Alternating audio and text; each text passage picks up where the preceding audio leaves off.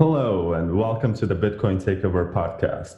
I am Vlad, and today my guest is Brent Philbin, who is a professional poker player. He recently went to South by Southwest in, is it Austin, Texas? I don't want to mess it up. Yes, Austin. Definitely Austin, Texas. I had to think twice because before this, I was thinking of San Antonio, Texas, which is, as you told me, 1 hour away. But it's interesting that you have these cryptocurrency related events. And to me, it's also fascinating to observe how not very much of what's going on is about Bitcoin. And this might be due to big companies like Block One with EOS, or maybe Tron investing a lot of money in their marketing departments and trying to drive up adoption. So, how much of SXSW was about Bitcoin?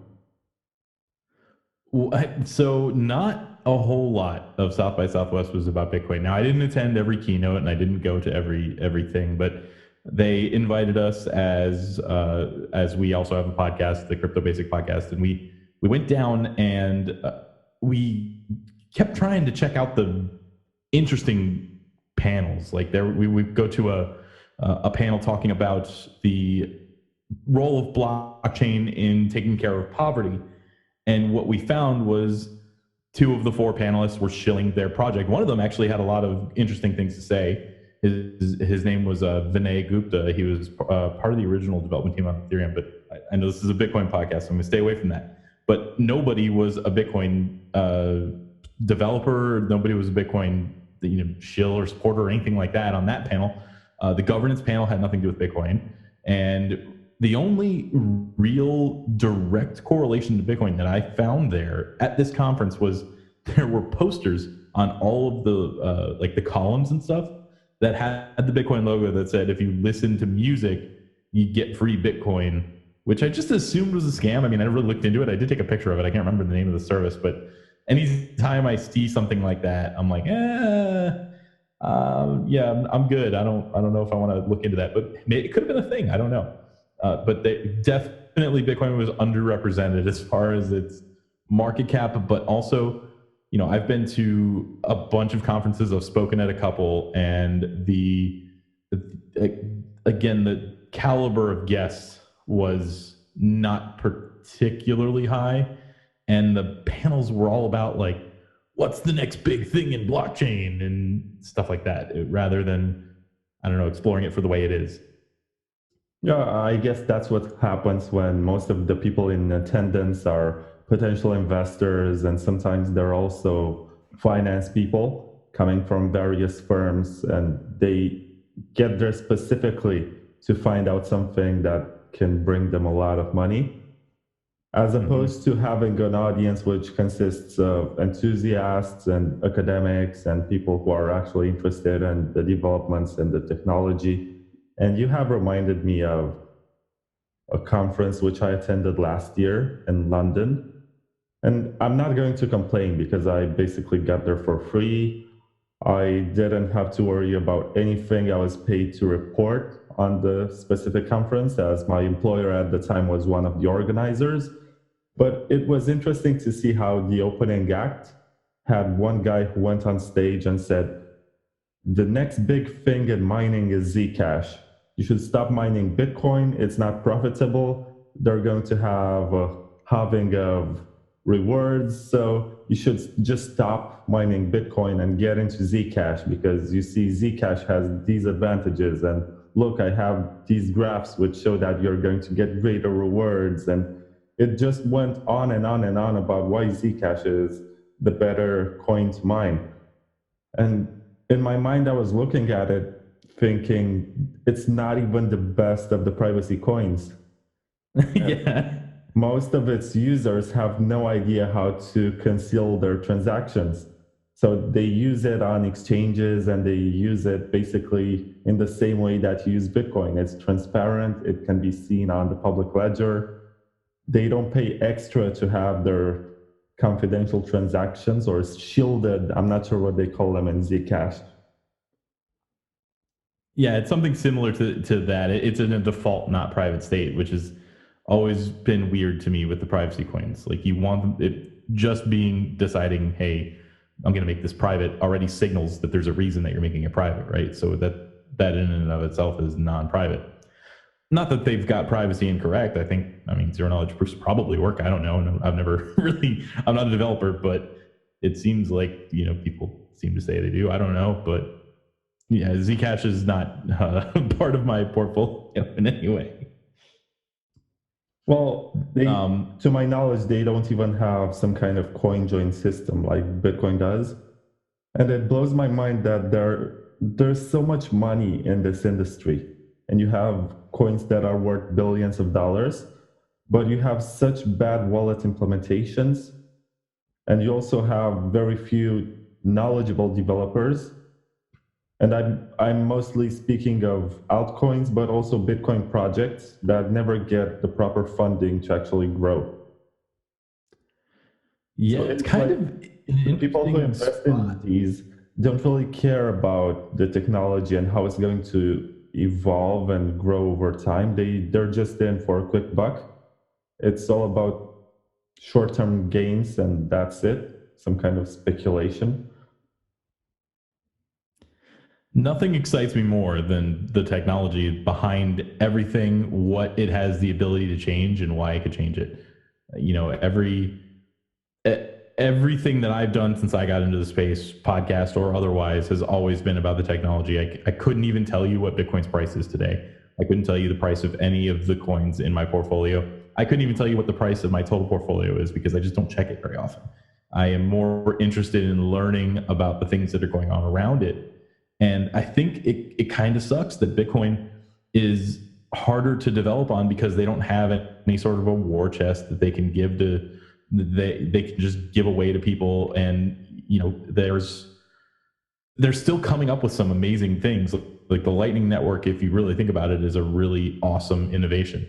And it was an innovative way to solve a problem that was always going to rear its head, I think. And not the problem of the block sizes, but the problem of eventually one group of people is going to say, I signed up for this, and the other group of people is going to say, I signed up for this, and they're going to come to a head and be stuck in the middle, and you've got to find some sort of compromise. And to me, that something like the Lightning Network is awesome like that. And we're going to see all kinds of interesting innovations on top of Bitcoin or other projects all the way until we're dead. So I'm interested to see where it goes because I don't see any doubt in my mind that the future is around Bitcoin, and it's tough for you talk to these random fund managers in the United States that control billions of dollars, and they tell you, oh, crypto is just a fad, it's not going anywhere. Look at it was a bubble, it popped in value. Well, if you ask somebody in Venezuela what they think about Bitcoin, they're going to be pretty happy. So that's where it starts. You're not going to stop nobody's going to use Bitcoin over PayPal here now, but not in the United States anyway. Are they going to use Bitcoin over whatever alternative PayPal they have in a very small country in Africa? Of course. So it's going to be really cool to see it come and start gaining traction from the places that the rich people don't think it's going to gain traction from. Yeah, and what's so exciting about Bitcoin is that there is so much coming up. By the time we will be posting this podcast, as I have this season format, and I have to fill in every spot before I release all the episodes all at once, like Netflix. But by the time that I will be posting this, I guess we will have some kind of proposal for Schnorr signatures in Bitcoin.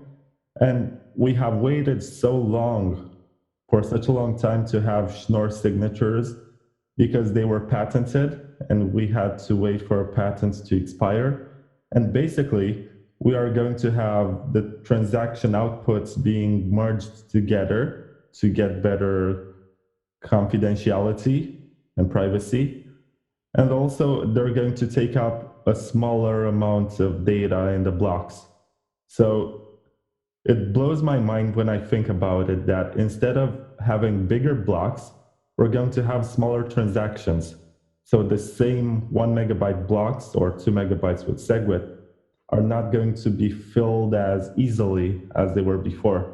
just because the efficiency of the data output is getting better. Yeah, and that's going to continue to happen. I mean, look at your computer. You can put on an SD card the size of your finger the data that it would have taken you an entire room to fill up not that long ago. The solution wasn't let's put 17 floppy disks in a computer. It was let's come up with a better way of reading data off the floppy disks so that we can put the data on something that's not as inefficient as a floppy disk. The floppy disk was the best that was available at the time. That didn't mean that the option to put 17 drives on your computer was a good idea. So that's one of my favorite kind of, I don't know if that's a metaphor or a comparison or whatever. I'm sure I saw it in a meme somewhere, but that's to me, that's super easy to see. And when you go into the like Bitcoin block size debate, I've gone through a little bit of a paradigm shift. When I first started, to me, I was like, well, wait a minute, that's faster and it's better and it's cheaper. Let's go with that one. I didn't understand the network effect that Bitcoin has as an advantage over just about everything else. If you go back and listen to my early podcasts, I've said some real dumb stuff about Bitcoin, and I've completely changed my mind on that entirely. The network effect is the most important thing on these coins, and it will continue to, or the projects or coins, whatever you want to call them, it'll continue to be the most important effect because even coins as big, Ethereum Classic got 51% attacked, and it was, I don't know, it was 13th or something in overall market cap. They were a pretty big coin with a lot of developers behind them, and they were easily attacked. So that's why it's so important when money's at risk that a system becomes kind of, I don't want to say conservative because that's got this weird connotation now of being like when you're talking about politics, but conservative as in like, if we put this implementation in, what are the different effects of this thing that we're putting into the system?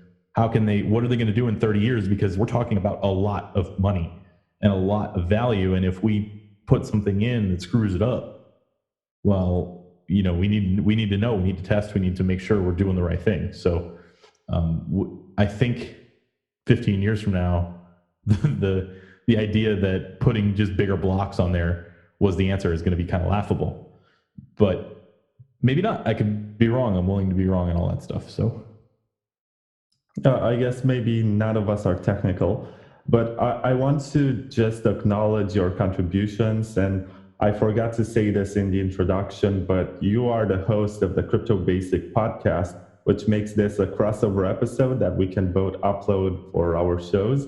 And maybe that you can release this, and it helps me send out a teaser for the second season of the podcast.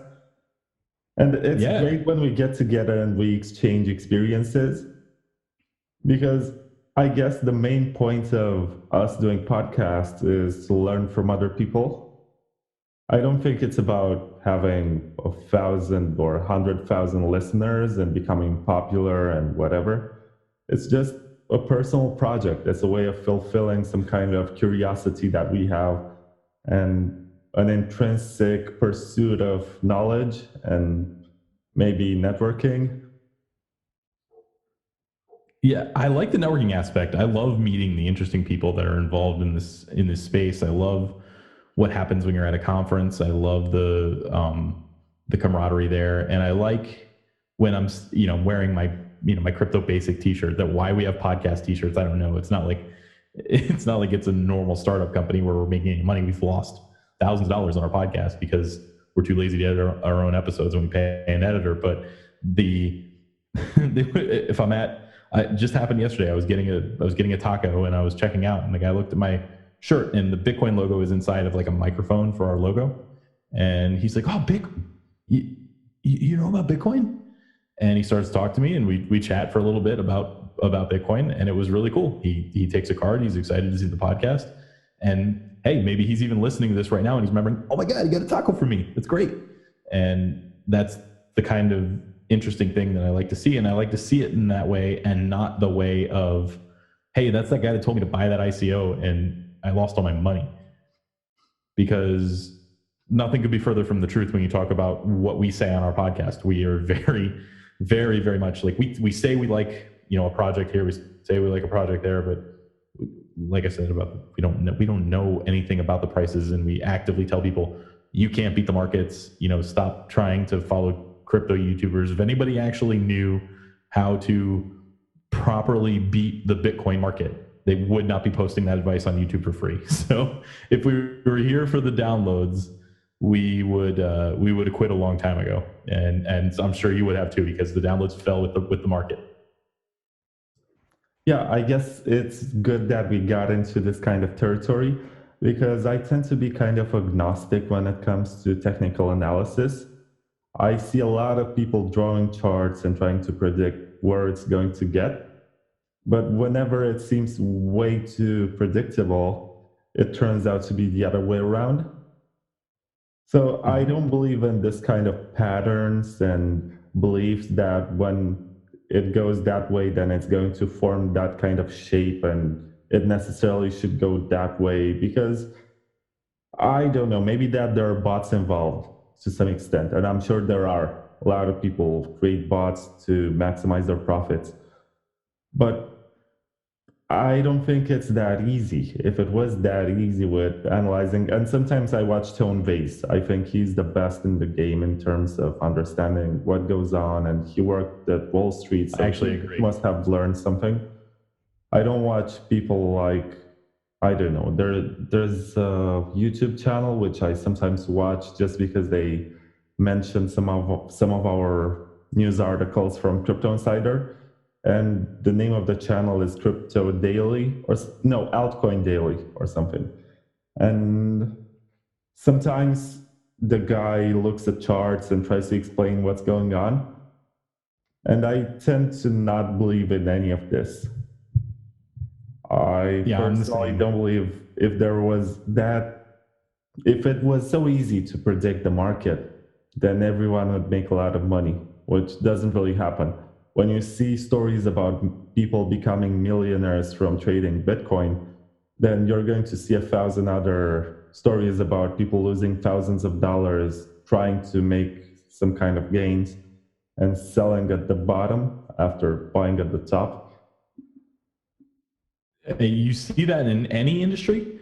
The survivorship fallacy is really out there with anything, and even in your standard Wall Street or whatever, the commodities markets or anything like that. You'll hear the story about these guys called the turtle traders that were the first ones to try to follow trends, and they made money, and then you don't hear any of the stories about any of the other people that tried to do what they did and they lost.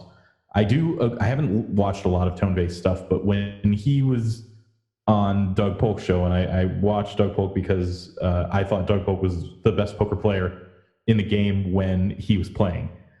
And he was thinking about the game on a different level than everybody else, but he was putting a lot of time in. And he bet Tone Vays $10,000 that Bitcoin would never drop below $6,000 again. That was, and Tone Vays was he's like, I don't even think it's close. And he specifically talked about why he thought that. I don't know if he has a good method or whatever the case is. I'm sure there's some self-fulfilling prophecy in the technical analysis field where if everyone looks at a chart and sees a certain pattern, or everyone that likes to be a technical YouTube analyst, they see a certain cat pattern or Bart Simpson or something, whatever they're called, and they all see the same signal and they're like, okay, that means we have to buy. Then if everyone's buying, then the price is going to go up, and organically, because everybody saw that same signal. So maybe there's a little bit of that to it. But if you look at the experts, I'm putting up air quotes here because you can't see this, that decide, hey, we're going to make a Bitcoin price prediction. And then you take that, you give it a couple of years and you take their predictions and you put them on a chart.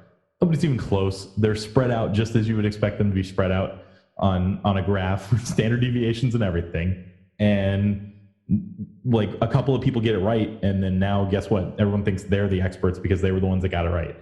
So it's kind of weird to look at, especially when I assume, like you do and I do, you think that Bitcoin is a good investment, and that's why I've chosen to put more money than anybody reasonably should. Like as far as percentage of my net worth, I'm not that rich, but into Bitcoin and other cryptocurrencies because I don't know what's going to happen next week. I don't care. I don't look at the prices. I'm fairly certain in 5 or 10 years that I'm going to have more fiat value in that portfolio than I do today. But I could be wrong about that too. I have no idea. So you have to be able to take that risk. And if you think you know better than a computer algorithm can, and that's the thing that no one's ever been able to give me a good answer for, other than the self-fulfilling prophecy. Nothing I've seen in technical analysis couldn't be programmed into a computer, at least as far as what little exposure I have on crypto YouTube. I don't know. I look at that, and I'm not a computer programmer, but I think if they can say, hey, this line and this line intersect, it means buy. That's not even that advanced of a thing to program into a computer, I'm pretty sure. So I don't know. Nobody's ever been able to give me a good answer as to why a trader can outperform an algorithm. In my mind, it's like trying to predict the weather. And you try to look at the clouds and you say the wind is blowing in that direction. So these two clouds are going to meet at some point and it's going to rain. But it doesn't always happen.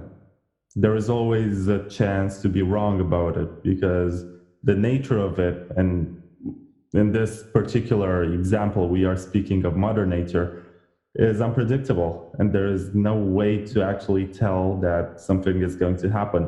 But we as human beings tend to have this kind of hot hand fallacy. When somebody gets something right multiple times in a row, then we believe that they are gifted in a certain way, and they are able to see something that we are not capable of. And that you see that in Wall Street funds all the time, mutual fund managers that outperform the market, especially the ones that outperform it the most, invariably in the next few years have a mean reversion and they perform under the market. And the fallacy behind a mean reversion is also kind of annoying too, because I say they had a mean reversion and now you think, okay, because this person they outperformed the market by 3 times, that means they're guaranteed to lose next year. No, they could keep outperforming the market. But when you look at that stuff, when you look at the data and you look at it backwards, you're always going to see the mean reversion at some point. You just can't predict it. So just because a coin's come up tails 10 times in a row doesn't mean it's any more likely to come up heads. But sometimes a coin will flip tails 10 times in a row. And that's what I believe the most profitable traders or the people who get the right prediction on the prices are actually doing, rather than, making good prediction. Now, can they make a more informed prediction? Sure. I would like to see people say, look, I think there's a 70% chance that Bitcoin will be above this price number, a 10% chance it'll be below this or whatever, just like they do with rain. But if you took a weatherman and you asked them, is it going to rain today or not? They wouldn't be any better at predicting the weather than a random coin flip, because the actual act of raining is extremely unpredictable. So they give it a chance. They say there's this percentage chance of rain today. And it's the same thing with everything. I mean, there's going to be blackjack players that never learned how to count cards and are lifetime winners at blackjack and think that they know something about like the way the dealer winks at them or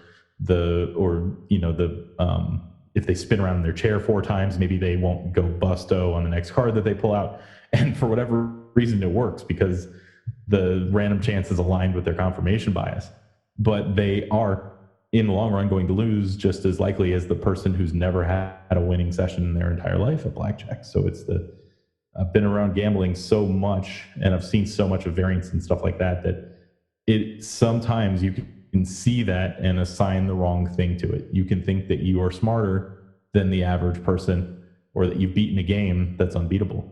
And that's, there's a rake in poker, there's a rake in the casino games, and there's a rake in trading. There are fees. Those fees add up. You have to be right so often for those fees to not actually start to pile on top of each other.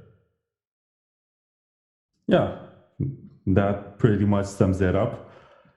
And also, I was about to ask you if you ever went to a Bitcoin specific conference in the last couple of years. I guess it was harder in 2017 to find any kind of Bitcoin specific event, as at the time there was this narrative that Ethereum was the next Bitcoin, and there was to be some kind of flippening where Ethereum takes over Bitcoin, because they were saying that there's nothing that Ethereum cannot do, except that they overinflated their supply, and they proved that they're not able, even with their central planning and all that foundation stuff, they're not able to actually fulfill their promises and deliver some kind of functional scalability in time. And at the same time, you had all these people who are going to conferences in 2018 bragging about how much money they made in 2017 and thinking that it's going to go on like that.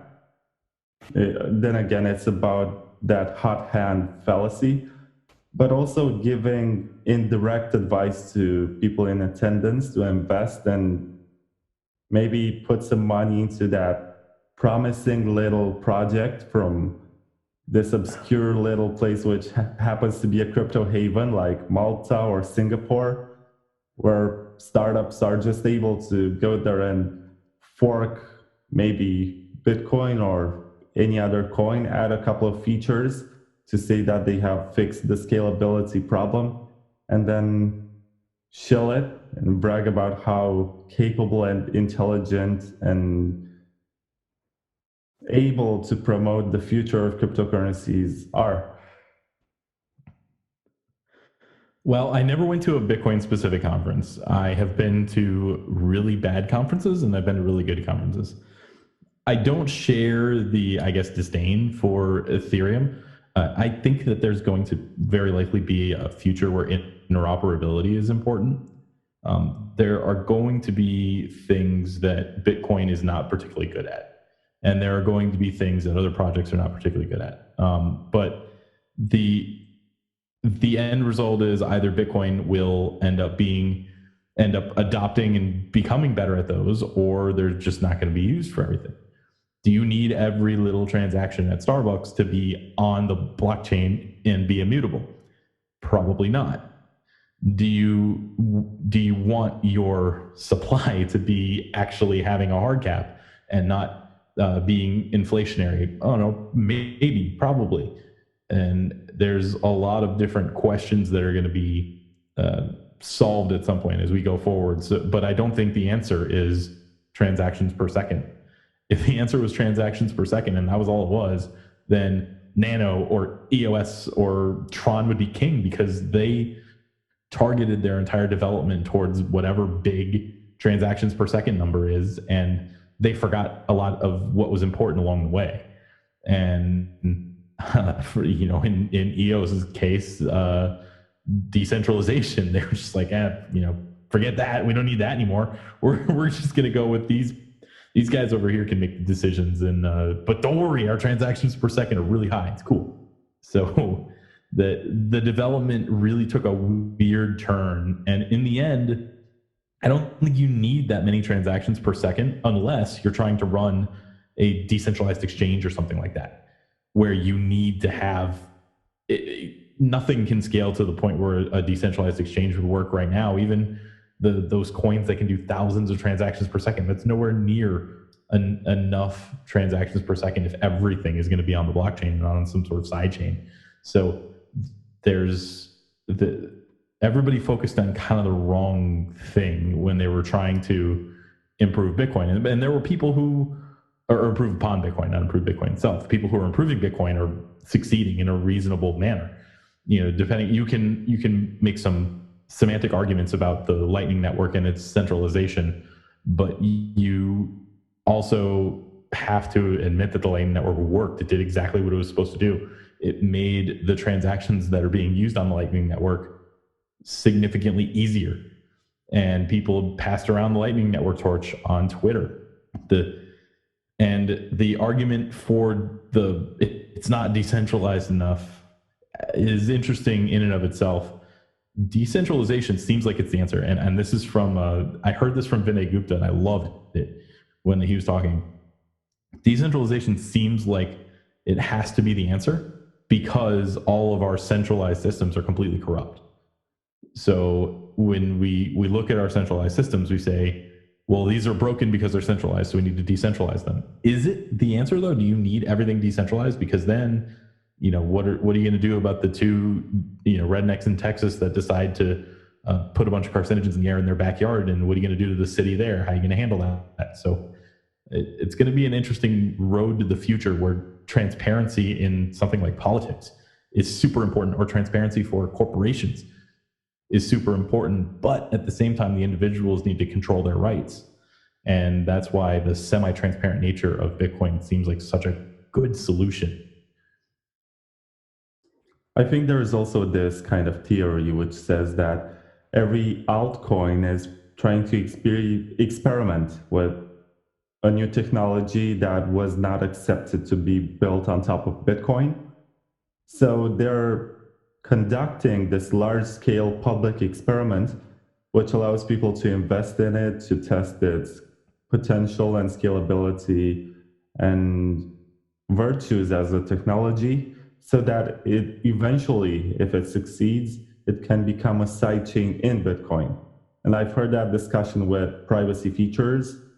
I know that there is a lot of work being put into bringing the Mimblewimble protocol into Bitcoin as a sidechain. And they had Grin and what's the other one? Beam, which are pretty promising in themselves. They have very interesting technology. They have a very small output in terms of bytes. They don't occupy too much space on the blockchain, and that's their attraction point, I guess. Because with everything else that came before, confidential transactions, it was about like stacking together 50 other transactions. It was heavy, burdensome on the blockchain. And now you have something which is the exact opposite. It's groundbreaking in this regard. Also, let me think about something else. I think Blockstream is working on a simplified smart contract language that they're going to be using on their sidechain, which is called Liquid. And they say that the language for it is so easy to understand and so easy to use that the instruction set can be printed on a t-shirt. I guess that's kind of gimmicky. Well, okay. I didn't know about that one, but that's kind of funny. Yeah, I think it's called, wait, Blocks. I gotta look it up. It's very early in the morning here, and it's hard for me to remember names. So Blockstream, smart contract language, simplicity. It was so easy. Simplicity. Yeah. Okay. It's actually brilliant that some people have looked into a simplified language for smart contracts that's also meant to be easy to read, easy to write, and harder to corrupt. As when you have more instructions, it's more likely for the interpretation to be flawed, even when it's code. Mm-hmm. So how many little issues with smart contracts have led to big problems in the crypto space when you think about it? oh, look at Ethereum. You have millions of dollars being managed in smart contracts that sometimes are buggy. Mm-hmm. And there's also the issue of immutability in smart contracts. So right now, I don't think there is any way to edit any kind of provisions that you have in the contracts. Once you sign them, you have to follow the exact instructions that you have signed, even though there might be some parts that you disagree with in time, or there might be unforeseen consequences that you're not able to see when you sign the contract. And the consensus about it in terms of development is that you should have some kind of way to mediate. So to have a bipartisan or multi-stakeholder discussion and see how about we change this? Because that's also how it works in the real world. When you have contracts, you can amend them and change provisions if you agree with all the stakeholders involved. And that's going to be one of the big features when they bring this kind of, what should you call it, editing feature or amendments to smart contracts. That's something that they are working on right now, and I find it fascinating. And I know that at some point we're going to have smart contracts in Bitcoin that are not going to be Turing complete like Ethereum's, but they're going to be much more robust and more reliable just because the network is stronger. And if they're going to conduct it on sidechain, then they're not going to have any kind of scalability issues. Well, you mentioned that all the altcoins kind of are becoming side chains to Bitcoin. I actually kind of see a future where that is accurate, but maybe the definition of sidechain is a little bit weird. Do they work with Bitcoin is the question, and I think that one of the most important parts to mass adoption is going to be interoperability, especially if different coins get adopted in different spaces. But when it all comes back down to like Bitcoin has put it, like, it would have to really mess up in order to do anything bad, or as far as, like, you know, gaining and losing the network effect. But it's already been through those tests. If Bitcoin was breakable, it would have been broken. You know, the biggest reward in the world is there for anybody who can figure out how to mine the, you know, either mine the blocks or find private keys or something like that. The rewards have been there in other projects too, which is why you saw the hack with Ethereum and the DAO, or something like the Parity multi-sig wallet, where they just lost all these millions of dollars worth of funds into nothingness. So I think while they may not agree on everything, and there may be lots of stalemates, that the Bitcoin developers tend to want to see the solutions before they implement them. And a lot of people just, you know, fuck it, we'll do it live. And they push something out to their contract. And you have this guy, Justin, whatever his name is, from Verge. He grew up in, like, my town in Florida. It was not a particularly special town. Nobody smart comes from there. I'm not smart. I came from there. Definite proof. But he accidentally hard forked his entire project because he, like, copy pasted some code and it didn't work. So there's so many, like, random things that happen, and people are going to be frustrated by the speed that something like Bitcoin moves at compared to, you know, Justin Sun making an announcement every week and making it seem like he's got all these things super hyped, and buying BitTorrent, which was never a profitable company as it was. So that's why every time I get excited about everything else, I think back to Bitcoin, and I'm like, well, how does this work? So I do get very easily excited about altcoin projects, but very few of them are now making their way into, I guess, past my bullshit sensor and into my, I forgot I was not supposed to swear, but past my BS sensor and into my portfolio. So, and the ones that do, I'm really interested in how they're handling governance, because I'm not sure that one coin, one vote is the way to do things, or one mining rig, one vote, or one hash, one vote, or whatever you want to call the equivalent on Bitcoin. I don't even think that one person, one vote is necessarily the right way to do things.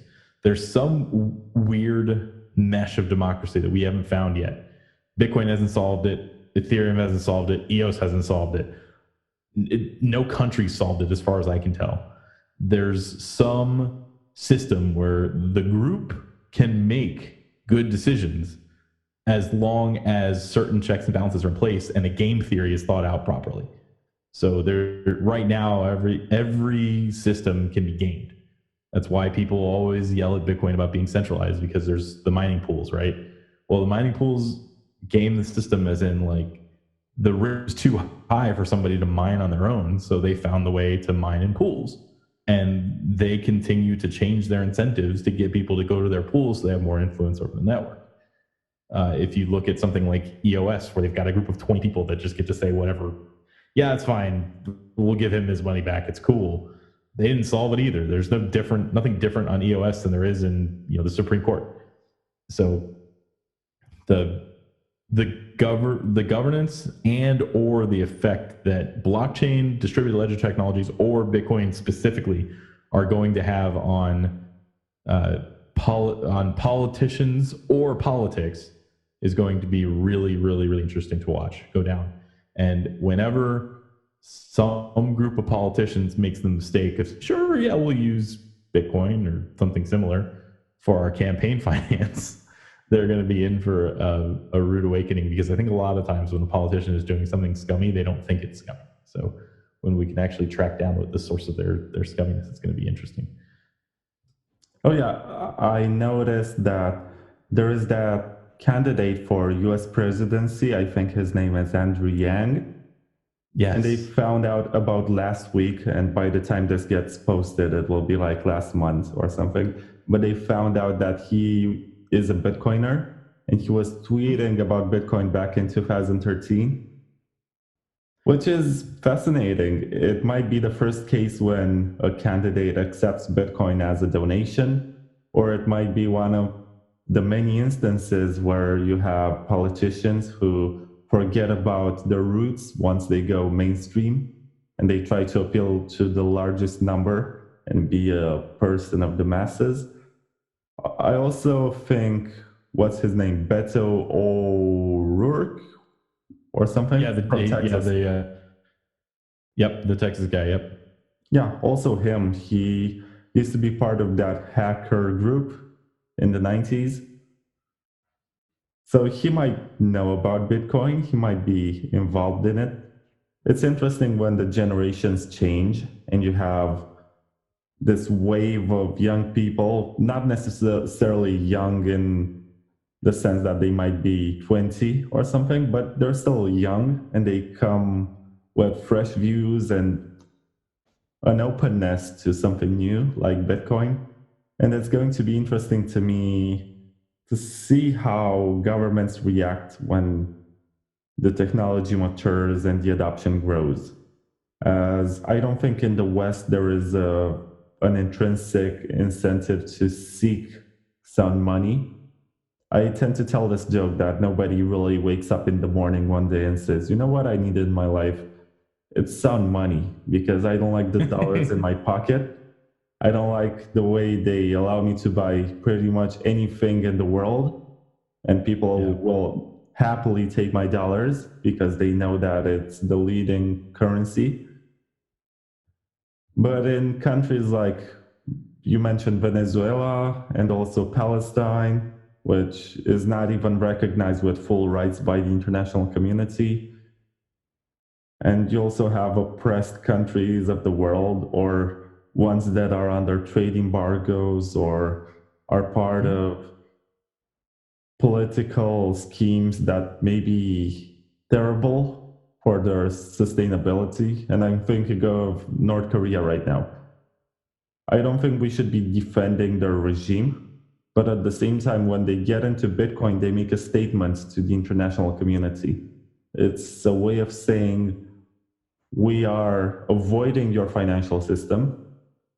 We're not willing to engage in the same game that you're playing. And there might be a point in the future where you'll feel obliged to trade with us whenever Bitcoin goes mainstream, if ever.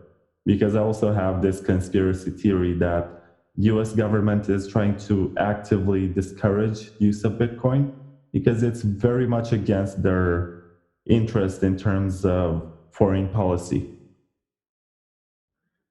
Yeah, I mean, it certainly is. So it's super arrogant for the people in the United States who deal in dollars to think that the dollar is always going to be the global reserve currency. It is now. And yes, it does. Because of that, it means that the dollar is the most stable fiat, probably, if you think about it in terms of stability. But we have the mass problem currently leading our country. And that problem isn't going away anytime soon, and that's corruption in politics. And people were so sick of it that their knee-jerk reaction to Hillary being kind of like the exemplification of corruption in politics was to elect a reality TV star that is one of the most corrupt people on the planet. So I don't want to get too far into politics, but I'll talk about Andrew Yang really quick. He won't go very far as like getting any traction. He didn't have enough of a following to get like a Bernie Sanders type effect. He's not really a Democrat. So because in the United States, we have two political parties, which is the dumbest thing I've ever seen, because neither political party is ever going to represent my own personal feelings. So Bernie Sanders is not really a Democrat either. He's just running on the Democrat ticket because you have to either be a Republican or a Democrat in order to get elected. So Andrew Yang is very similar. He's progressive. He wants universal basic income, and yes, he is very he's crypto friendly because he likes Bitcoin, which is cool. He was also at South by Southwest. Now, I said South by Southwest crypto section was bad. Unfortunately, I only had a pass to the interactive platform because that's what they gave us for press. But I wish I could have gone and seen Andrew Yang talk. He is an interesting speaker with very little chance to actually get anywhere. And the same thing with Beto. He did the unthinkable and almost unseated a Republican in Texas, but that doesn't mean that he can actually do anything in the political landscape. But yes, back to actual cryptocurrency. I don't know why I'm talking about politics. You got me going off here. The arrogance that the US dollar is going to always be the global reserve currency is something I see in so many people who just dismiss the idea of cryptocurrency or the idea that the United States is the greatest country in the world. And they're missing it. They're burying their heads in the sand. And I would be very surprised if in 20 years we don't get our act together if we are no longer the global reserve currency. It's like that right now, but we are being passed in just about every way by China. And why are we being passed by China?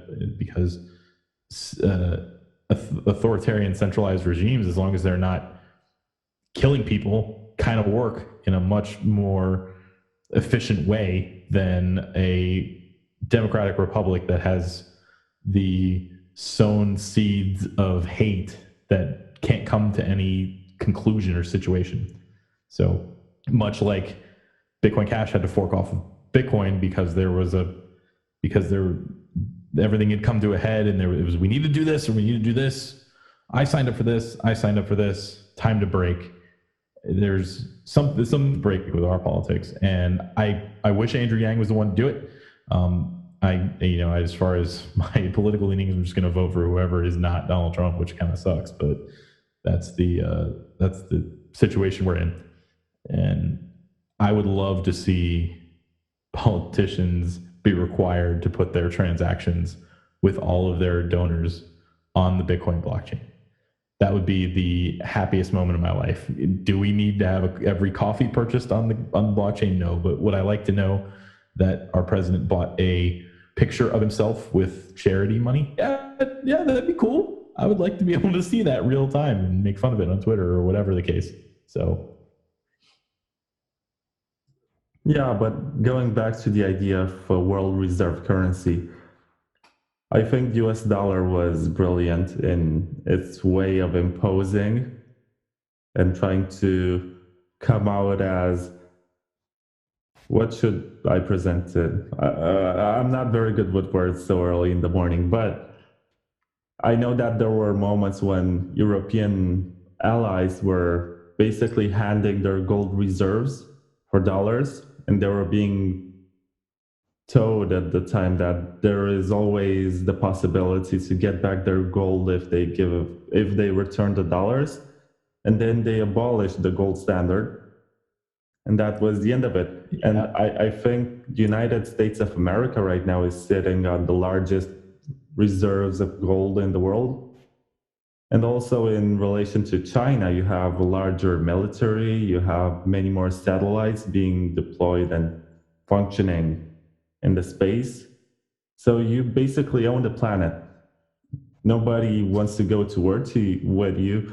And also, if you tell something to your allies about conducting certain policies, they're not going to really think twice or rebel. So whatever happens in terms of diplomacy or international affairs in the United States, there's this saying that whenever the US sneezes, the rest of the world gets a cold. Yeah. Okay. That's a great. I haven't actually heard that before, but we've got herpes at this point then because I hope nobody else catches what we have. I really do, but you know what? You're right. The rest. Look at Brazil. Brazil elected Trump 2.0, and they have elected somebody like that without the, I guess, success. I hate calling it success, but could they have done that without the success of somebody in our country? I don't know. And the things that the United States does may not have survived if we weren't an imperialistic regime, which is sad. And the thing about gold, the having all the gold in the world only matters if the world still wants gold. So I don't know how long gold is going to be the most important reserve thing that people covet, but I don't wear a single piece of gold jewelry. I don't think my girlfriend does either. And I don't think it looks good. I don't need it. I'm not going to ever put it on a ring or anything like that. And I don't know if that's just me or if it's more my generation, but gold is only as valuable as the people wanting it. And this is the same thing. You look at how could gold possibly lose its value, but at the same time, how could Bitcoin possibly have gained its value? It's the exact same on the opposite end of the coin. Bitcoin achieved its value because people wanted to trade it for goods and services.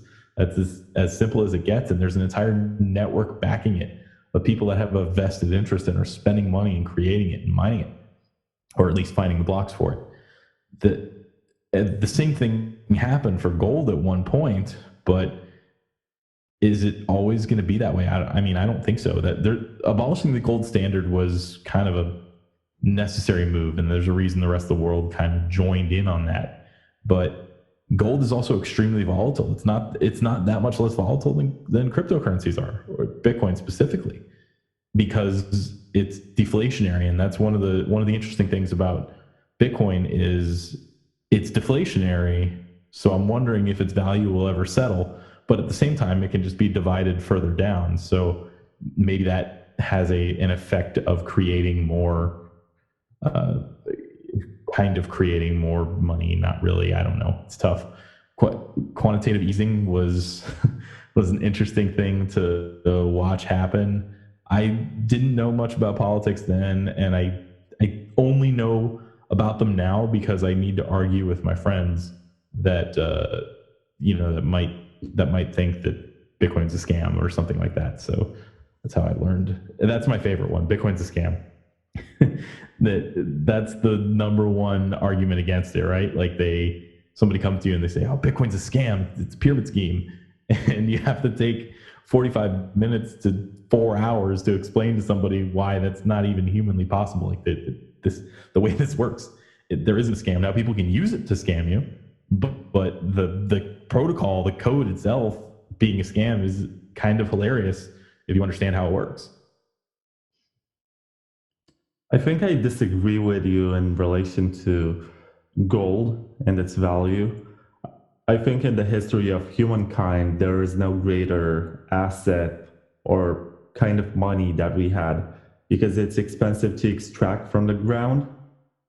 It has these qualities which allow no loss. So when you melt it into another shape or form, you're not going to have any losses. And it has been the main currency for trades for hundreds of years, maybe thousands. I've read articles by Nick Szabo, which go back thousands of years to how people have perceived value, and it was always about scarcity. Nothing is going to ever have value unless it's scarce, it's hard to get. Mm-hmm. So if you have a limited supply of anything, then there is a greater incentive for people to put more value on it, if that makes sense. Give away many more of their disposable assets to have that. And scarcity works as a form of money just because it incentivizes people to get involved in trades and collaborate and have this kind of economic activity that is cyclical. Whereas the idea of inflating the currency just because you decide to do so as a central government and you have your central bank to print more money actually discourages economic activity. You can stop thinking of trade and thinking in terms of how do we make these rich people who maybe were smart at some point and they have made very good deals and they ended up holding a lot of money. How do we make them invest their money here in our community? It takes away that component and makes people rant at the government and say, why don't you inflate the currency and make their money worthless? But that's toxic for the entire society. If you think about it, I agree with that. we should have more ways to trade and we should think more in terms of how to engage in economic activity than to always wait for the government to somehow fix this mess. And I can understand the idea that it's easier to get out of recessions or depressions or any kind of financial crisis if you have this kind of currency that can be inflated. But at the same time, I think these benefits are not big enough or weighty enough to just take away this component of scarcity. And that's why gold is always going to be valuable to us, because we have established that there is nothing else that has all these qualities. It has all the qualities of sound money, maybe except for portability. It's very hard to carry gold and costs you a lot of money to get it across the border. And there is no way to run away with the gold reserves of a country unless you have some very good arrangements. But people have tried. Oh, yeah, and they will keep on trying. A lot of Romania's gold reserves were stolen by the Russians after World War II, and we never got them back. But that's a different kind of story. It's another rabbit hole.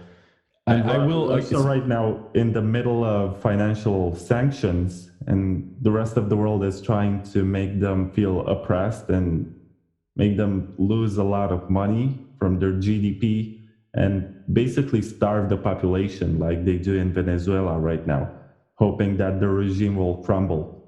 But Russia has a lot of resources, and while they are in diplomatic war with the rest of Europe, they sell natural gas to everybody, and they can negotiate deals which are actually in their favor. And that's something that the United States will never like, because Germany, for example, as the most powerful state in Europe, is hypocritical about its diplomatic stance. On one hand, they say you are the bad actors of our continent and we are going to punish you. And on the other, they negotiate deals for natural resources. But also Russia is stacking a lot of gold in the last few years. They're basically buying a lot of gold every month, like billions of dollars worth of gold. And I think they're preparing for a collapse of the financial system, where they're going to be the ones to create the new US dollar and deliver to the world a kind of currency that they can trust. Or they're trying to build their own parallel economy and establish their own sphere of influence around the world and basically have this kind of Cold War 2.0, where you have parallel markets and parallel worlds, which are not necessarily isolated from each other. You can still trade with the other side, but they're going to have a different kind of currency which has different values, and maybe in time it's going to get more traction because they don't really need to finance huge military operations. So they don't print as much money as the United States do. And they might be in better relations to China. And they might attract Korea and other countries, which the United States is trying very hard to be in good terms with. And I know this is a Bitcoin podcast, and I'm going to get to that Bitcoin part. I think Bitcoin is revolutionary because it is politically agnostic. It doesn't care who uses it and for what purpose. And nation states that are actually smart in this regard can bypass this entire financial system, which comes back to the United States of America and whatever their foreign policy is.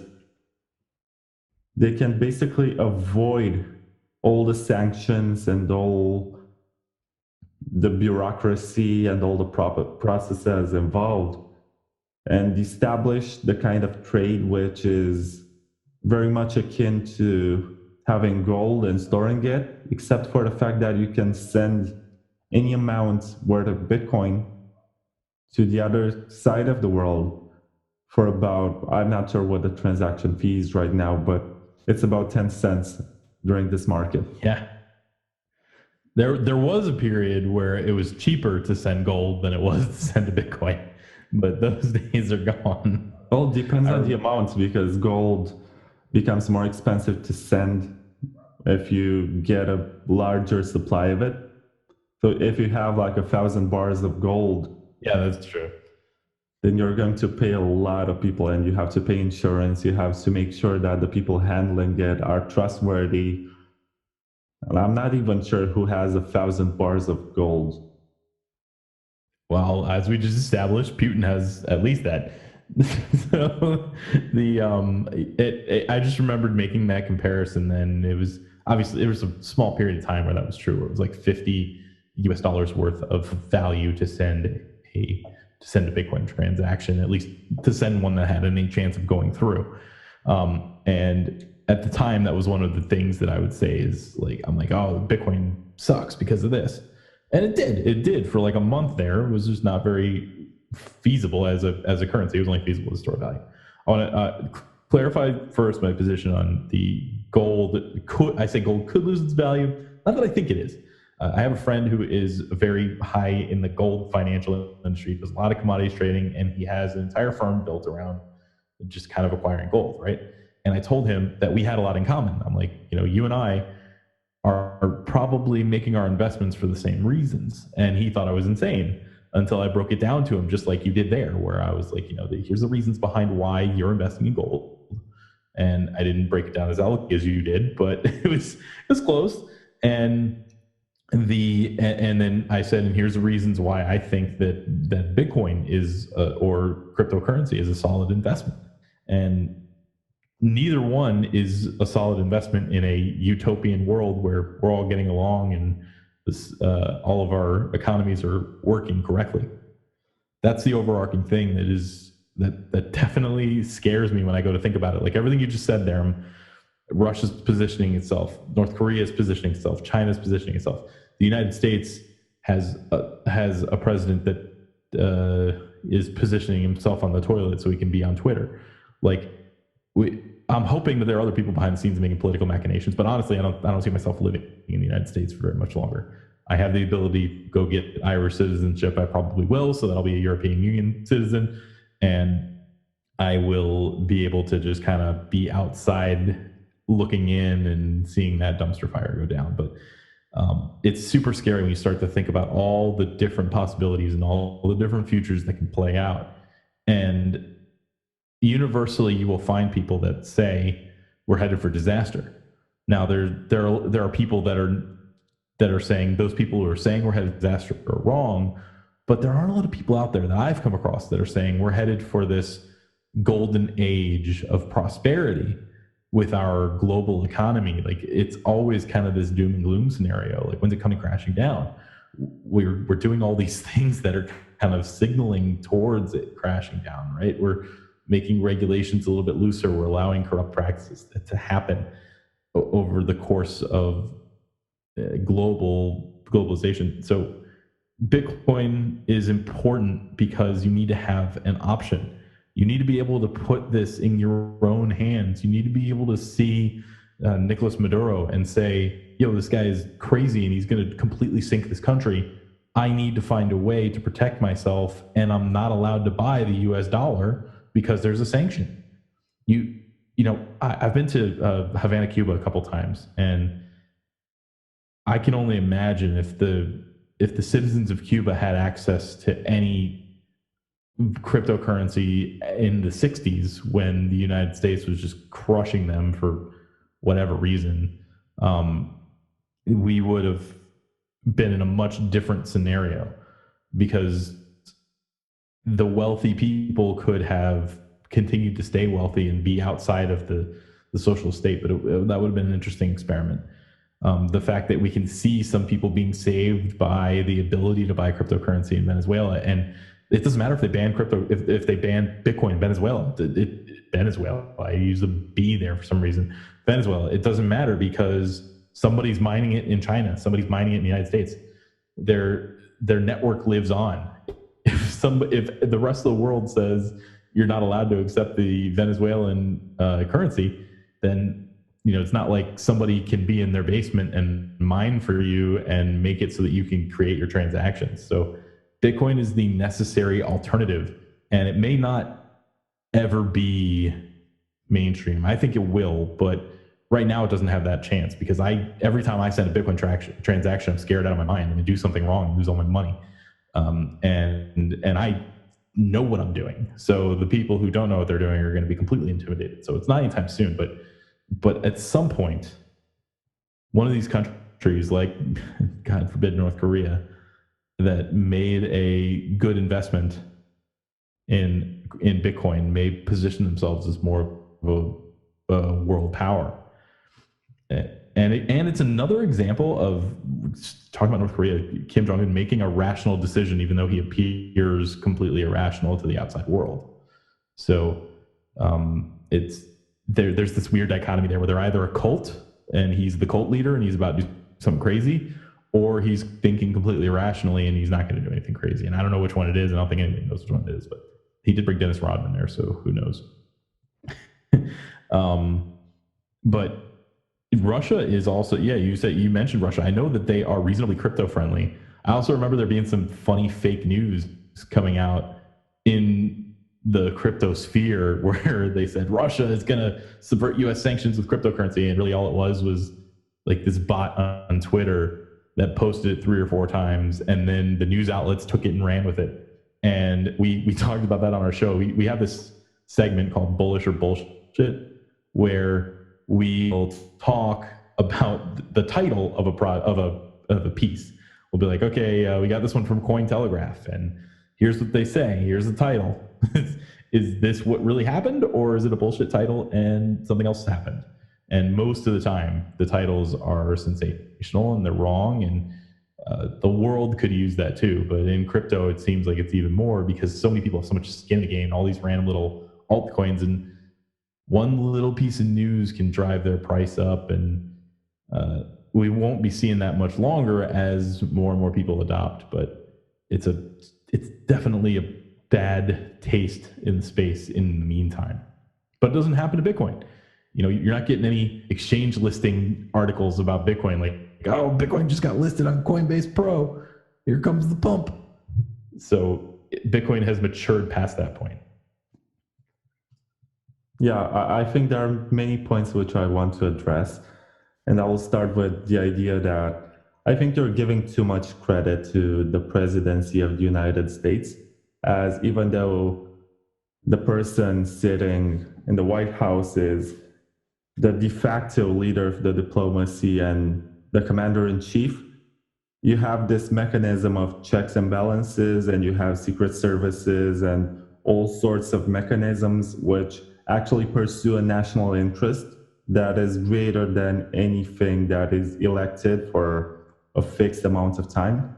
And in this regard, that's why the United States has succeeded as an empire, and it's part of your constitution also, to be a federation that is actually more decentralized than other countries. You have more autonomy, you have institutions that are able to take action even without maybe that they have pressure from the political side, but they can take action in the best interest of what they're doing, not in the best interest of whoever sits in an office. And Also, I wanted to get into the part where Bitcoin has the potential to replace the US dollar as a reserve currency of the world only if the United States gives up on the dollar, which is not going to happen ever. You want to control the world. You don't want to just leave it in the hands of some obscure miners and people running their nodes in their homes. That's just batshit crazy when you think about it. Just think about a nation state saying, we're not going to issue our own money anymore.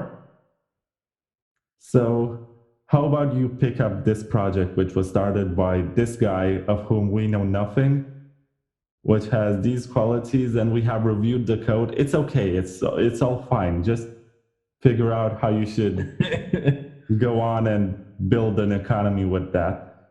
But I think we know exactly who Craig Wright is. Stop it. Oh yeah, unfortunately. But we are able to basically talk to our governments and say, I don't like your decisions. I don't like what you're doing, so I'm not going to be using your currency anymore because I have Bitcoin.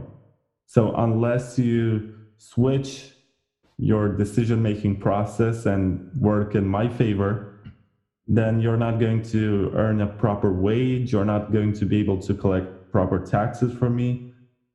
I'm not going to spend in a system. I know that in the United States, you have no VAT. Here in Romania, when you buy anything from any shop or any business, or if you just conduct any kind of economic activity from a business and you get like a receipt when you buy something. So it's issued on a ledger that you have bought it officially. It's not on the black market. It's not on the gray market. It's official. But you pay 19% to the state for anything that you're buying.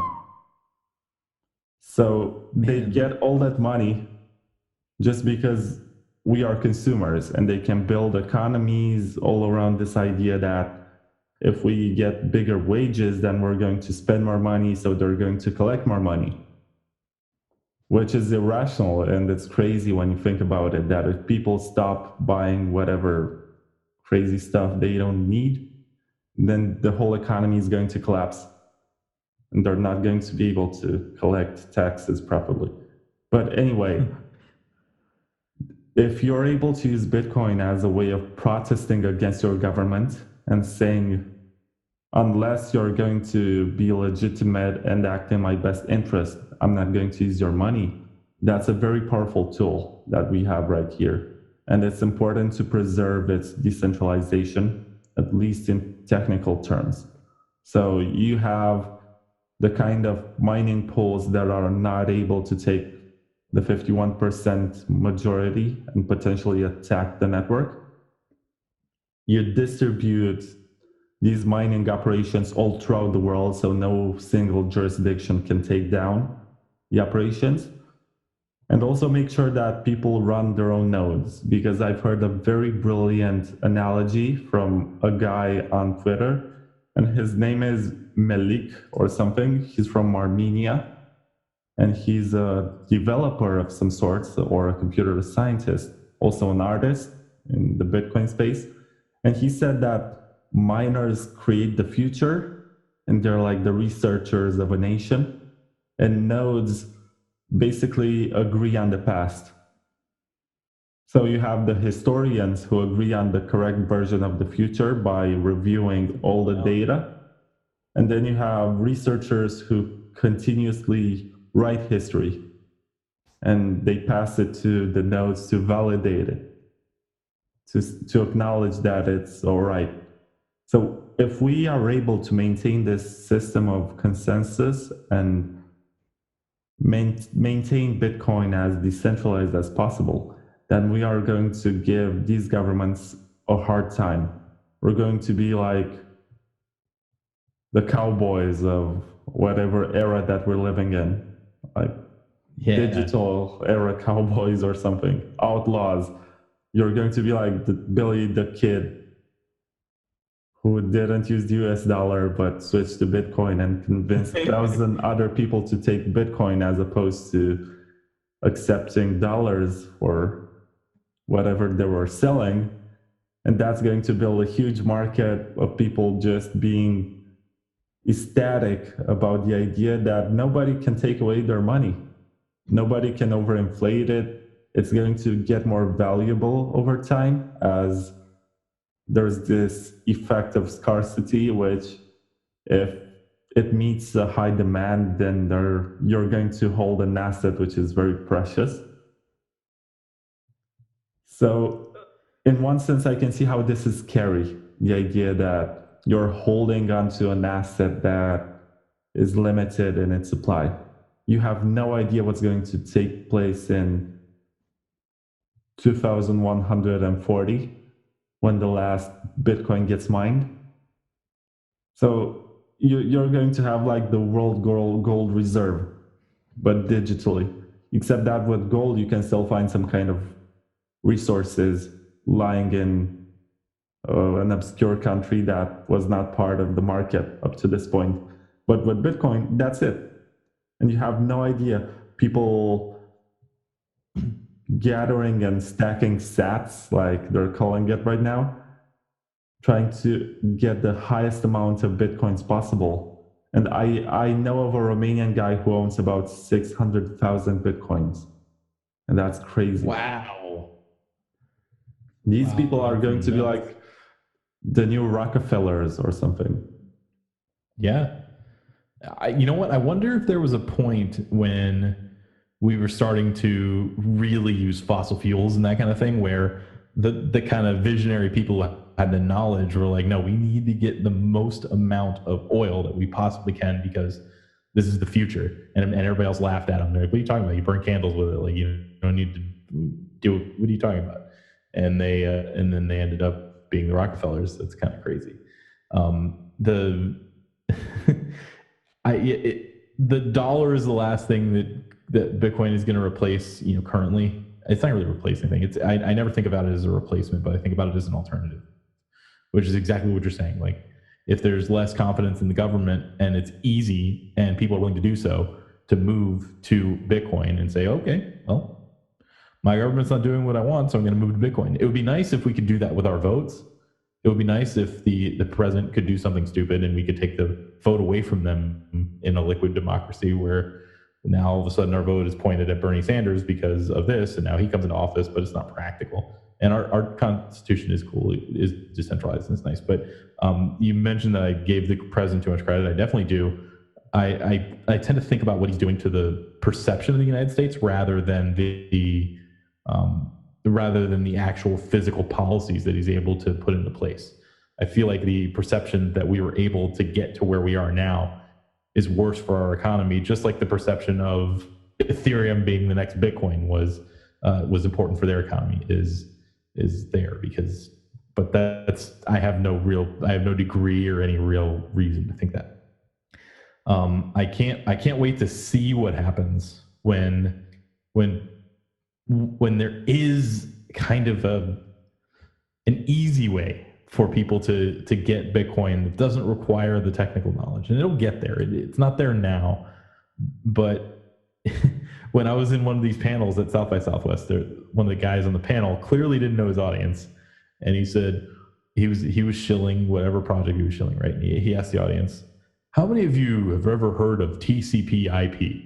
And like every hand goes up, right? And because this is a crypto keynote, like everybody knows what TCP/IP is. And he's like, "Oh wow, I wasn't ready for that. Can't believe everybody raised their hand." We don't need to know what TCP/IP is to understand the internet and how it works and how the protocols interact with each other. All I know is that when I click on my little bookmark button, it takes me to my favorite page that I go to every day. I don't need to know the inner workings of how that works or what the encryption's like or anything like that. And that's the exciting piece of the future, where I can simply go to my bank account and say, man, the US is screwing up today. I'm just going to take this and put it over here into Bitcoin. I'm just going to leave it there until they stop doing stupid stuff. Or, yeah, you know what? I'm in Russia, and I think we're about to do something stupid. We do the same thing. So, and as of today, as of this moment, and as of the rest of the foreseeable future, Bitcoin is the most likely to do that. It always will be the most likely to do that, even with other projects coming along and claiming to be the new future each time. The most likely to get the philosophical reason behind cryptocurrency being created and why we want to keep it going is Bitcoin, in my opinion. And it's not IBM's decentralized ledger. It's not EOS. It's not Tron. It's not any of that. And maybe it will be. Maybe I'm going to sound really stupid when I listen to this podcast in 5 years, and I'm like, man, Greencoin, I should have known that was going to be the one. But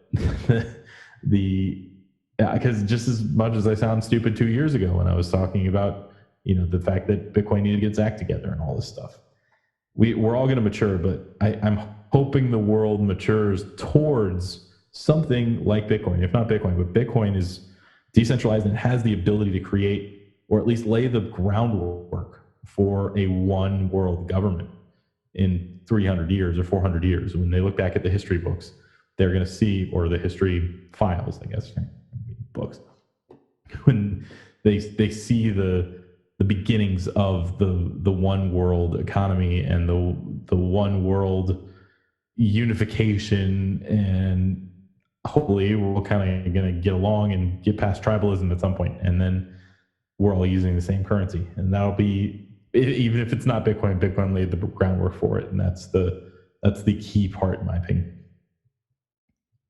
I don't think Bitcoin is that global in its scope. It just relies on the idea that you are from a country which is democratic and allows you to surf the internet and use whatever websites you want. And you're able to acquire the kind of equipment that you need. I don't see how people in North Korea are able to get engaged in the Bitcoin economy. I don't see how people in Cuba are incentivized to participate. I know that until 10 years ago or something, they were not even able to purchase personal computers in their homes. And it was a huge They still can't even get internet. Yeah. Their internet is just a couple of email services that are also surveilled by their government. So Bitcoin relies on these values of the free world. That's why I think about it as a very American experiment. And when I think about conspiracy theories like Bitcoin being some kind of CIA project, I think if this was an experiment by the CIA, then it went way out of hand. And it's way beyond anything that they can do to control it. And that's great, because it just proves that it can be decentralized and demonstrates that human beings have a natural tendency and desire to look for the kind of money that will not lose value in time, as opposed to the dollars that you have in your pocket. I think your greatest incentive with these devaluing currencies is to spend it as fast as you can and get rid of it and buy the kind of asset that actually has the potential to become more valuable in time. And I'm not just speaking of Bitcoin right now. I'm thinking of collectibles. You're going to be incentivized to think, where should I put my money right now to make sure that 10 years from now, I'm going to hold on to something that actually has more value. And the money that I could be holding in the bank account, and it has gotten to the point where the return that you get from holding your money in a deposit account, or what's it called, the interest rate is so low that it doesn't cover the inflation. Yeah, not even close. And that's with relatively low inflation. But I will say that I'm very good at spending my money. I make sure that my bank account is almost always at zero. So I make sure, I'm very good at that part. So whether I'm whether I'm getting collectibles or Bitcoin, we don't need to worry about that. But I'm good at having a zero balance. I'm definitely good at that. It just speaking of Cuban internet, I've been there so many times. It's gotten better, but it costs $2 an hour to use their internet, and it's up speed. And that is, you have to buy these little scratch off cards from the government where they use like these portals. And because of Cuba, I'm banned from Coinbase. I logged on, just kind of muscle memory. I was in a little hotel lobby in Cuba, and I had a wireless card, and I was like checking my email or something, and then I'm like, let me log on to let me log on to Coinbase and see what's going on with crypto today. And I immediately got banned and never got unbanned from Coinbase because their support is so poor that I was never like, I went back and forth with them and eventually just gave up. I'm like, all right, well, I don't care that much to use Coinbase. I guess, they won't sponsor the podcast, and I'll just I'll just move on. But I think that there is some sort of non-zero movement towards cryptocurrency in Cuba, and I think that these places like China and Cuba that have restriction on their internet are not going to be able to keep that restriction that much longer, because in theory the internet is a decentralized system itself, and attempts to control that are only as good as the systems that are controlling them. So if the people are able to create ways around it, then there was a documentary with there was like a girl in China where she was trying to live off of Bitcoin for a certain period of time, and she was actually able to do it, even though it's completely illegal to use it in a transactionary way, or at least it was at the time. I don't know if it still is, but that was cool to watch. And I think of it as global, and it's interesting that you called it a United States experiment, because one, I don't think the CIA is advanced enough to think of something that cool, but two, I think of it as an experiment or an experiment or an item or something that is more important for the rest of the world. Because again, I think the United States as a whole is going to be the last one to adopt that because or to start using it because of the global reserve currency being the dollar. B, we have access to so many easy ways to send each other money. So unless you deal with people overseas like we do, we have to pay when we send money to our editor, it's like 2% extra. And he's edited enough of our episodes where I'm like, dude, you don't want to take Bitcoin yet? Like, I would love to send you Bitcoin for editing our episodes. But if you're still not on board, I guess I can't really. If you want dollars, I'll send them. I'll send them PayPal, and I'll keep paying the extra. But I'd really rather send you Bitcoin if you could do that. But he hasn't gotten onto that yet. He lives in Greece, and actually, no, he just moved to Germany. But he's a good guy. Glad we found him as an editor. Oh yeah, make sure you praise him. But it's interesting that he lives in Greece and doesn't believe in Bitcoin, as Greece has been through a very nasty recession, and there was a lot of disillusionment with the financial system in their country. As maybe that the general narrative in Europe is that they were very lazy, and they still are. As during World War II, they were supposed to, after World War II, during the Yalta Conference, when you had Roosevelt and Stalin and Churchill meeting in Yalta, and they basically determined the fate of the world. They drew lines on the map, and they said, this is going to be your side of influence because you won the war, and this is going to be our side. That's when the Cold War basically began. And Greece and Turkey were supposed to be on the side of the USSR, but all the allies have paid a lot of money to keep Greece and Turkey. And Greece was this kind of spoiled child in terms of nation states. They would get a lot of money, they would get a lot of tourists.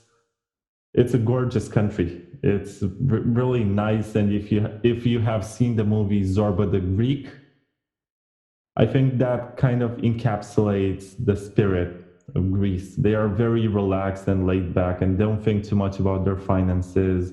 And it's all about living in the moment and expressing yourself and not worrying too much about grown-up stuff.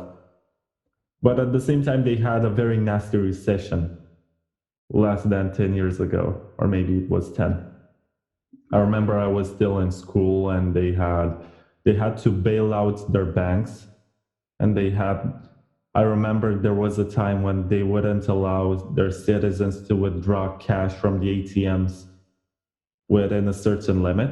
So you could only, if you had $1 million in your account and you're in Greece, you're only able to take $10 a day to be able to buy food, but that was it. And to me, definitely, he told us some of this stuff and more. He's not happy with Greece at all.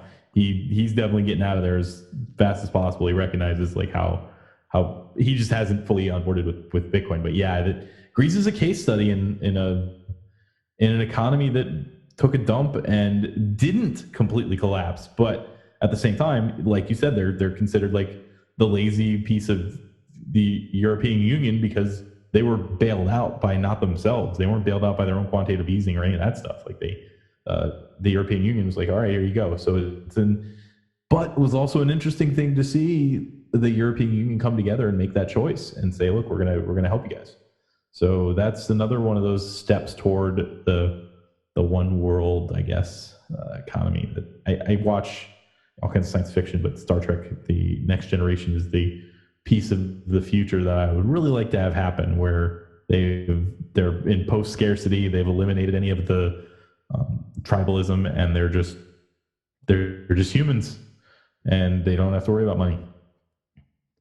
Yeah, but I don't think the act of bailing out Greece was so benevolent or some kind of goodwill just to help the nation because they are indebted.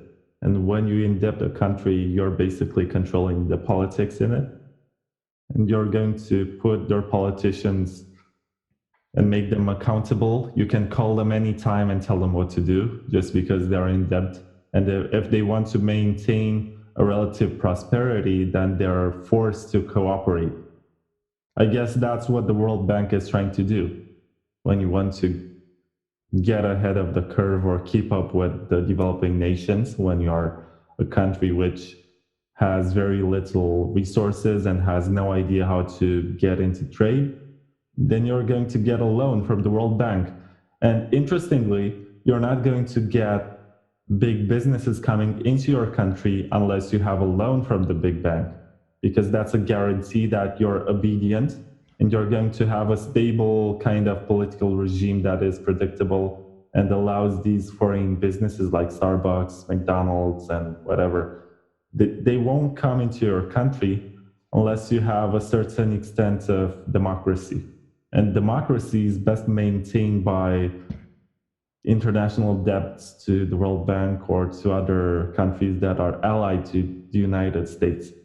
So by keeping the countries in debt, they're making sure that they're going to be partners on the long term. It's like giving a friend $1,000 as a way to make sure that you can call them anytime and ask them for favors. Except that with people, I try to do the other thing. With people, it's harder to control them. But with nation states, you know that they are there, they have their governments, they have their organizations that are always there. There's always that territory. If you are United States, you can even open a news channel in that country and make the government look like it's illegitimate and working against their people and have this coup d'etat against a government you don't like. And you're very good at that, by the way, United States, regardless of the administration. Doesn't matter, Republican or Democrat, we're real good at fucking with other people's countries. I agree with that. Exactly. Just look at Chile, I think, during the Pinochet era, when the elections didn't turn out the way you expected and you intervened. But Russia is even more terrible. When Russia doesn't like a leader, and it happened in Ukraine, they just kill them. And it's not like a public assassination or something. It's just like funny, but they poison them. They throw acid in their faces. There was an Ukrainian politician, Yushchenko or something, and he was running a successful campaign to bring democracy and get Ukraine in the European Union. And somebody during the campaign trail has basically thrown acid on his face, and his face melted and he was looking like hell. And in the end, he gave up and had a lot of health issues, so they must have poisoned his food too. And he died within a year or something. And after this, there was his widowed wife who was trying to bring the change and continue the movement, but she was unsuccessful. With Russia, it's a lot worse, trust me. So in this relation of Americans and Russians, if the world is bipolar, I prefer the Americans just because they give you a fair trial, they can be more humane with you, and they give you the chance to express yourself. Whereas the Russians, they don't negotiate, they don't care. To them, it's either their way or you can say goodbye to everything that you own or your reputation, your life, everything. And that's why I'm into Bitcoin, by the way, because I have by my family line, I have a long history of confiscations or inflation or cases when they basically lost everything overnight. My grandfathers were entrepreneurs and had these small businesses during the interwar period. And they lost everything when the communists came. USSR took over Romania in political terms. We were never part of USSR, but we were under their influence. And they came and they imposed their own government. And when that happened, they confiscated all property and they made it property of the state. So they lost everything overnight. All their work, everything that they ever owned, it just vanished. It was taken over by the state and it was turned into something else, which was collectivized and inefficient. And this whole experiment with communism has proven that when it belongs to the state and everybody theoretically is an owner of something, then it belongs to no one. So everybody actually begins to become corrupt and steal.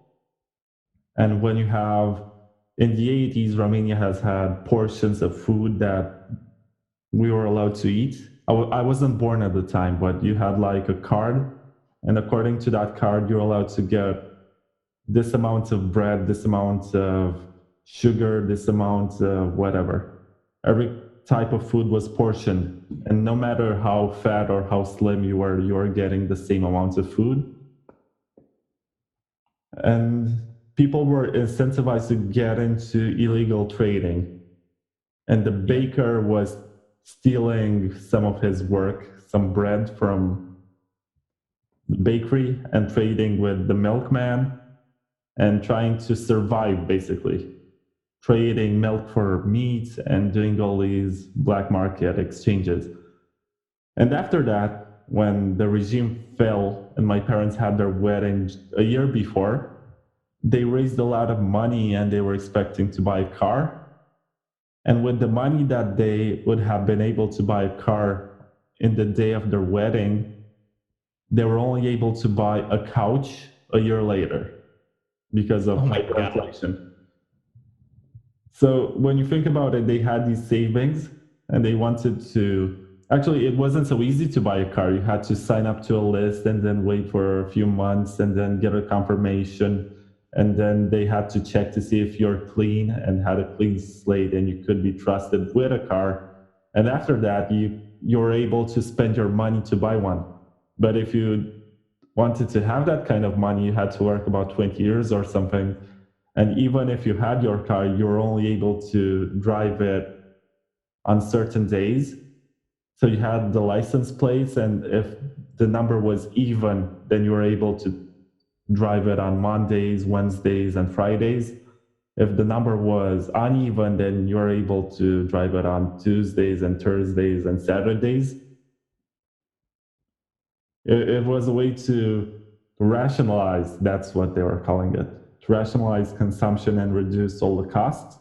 But it ended up making people miserable and unhappy and longing for the kind of lifestyle that they were seeing in the United States during the Reagan era.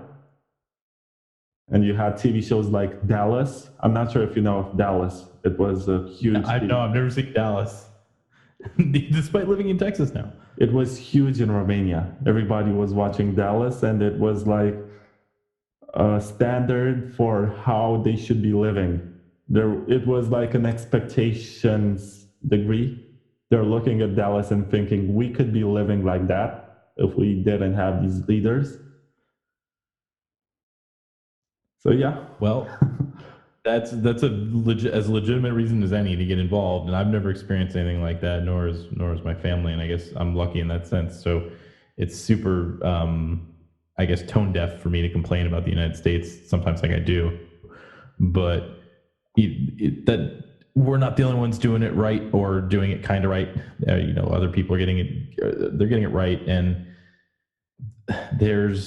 you reminded me of something that I saw in or heard in Cuba.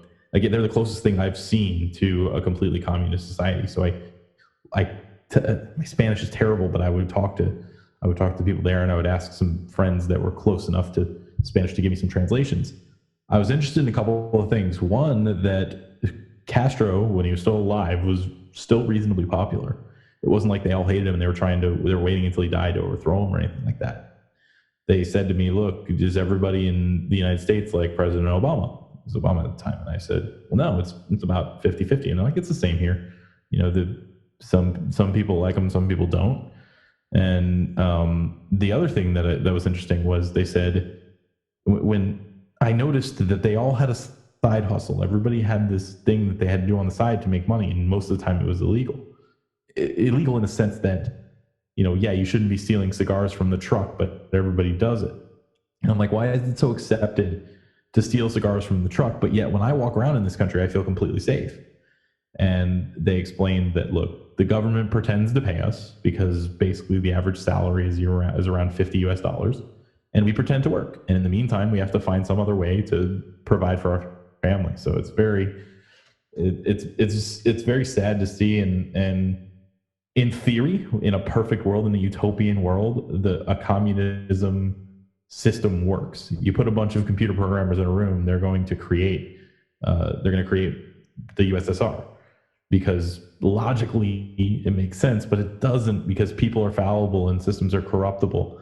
And unless there's some accountability, unless there's transparency, unless there's a very clear way to hold the leaders accountable, and it isn't related to whether you have a tank or not, then it's going to be real tough to implement something like that and not have it go awry.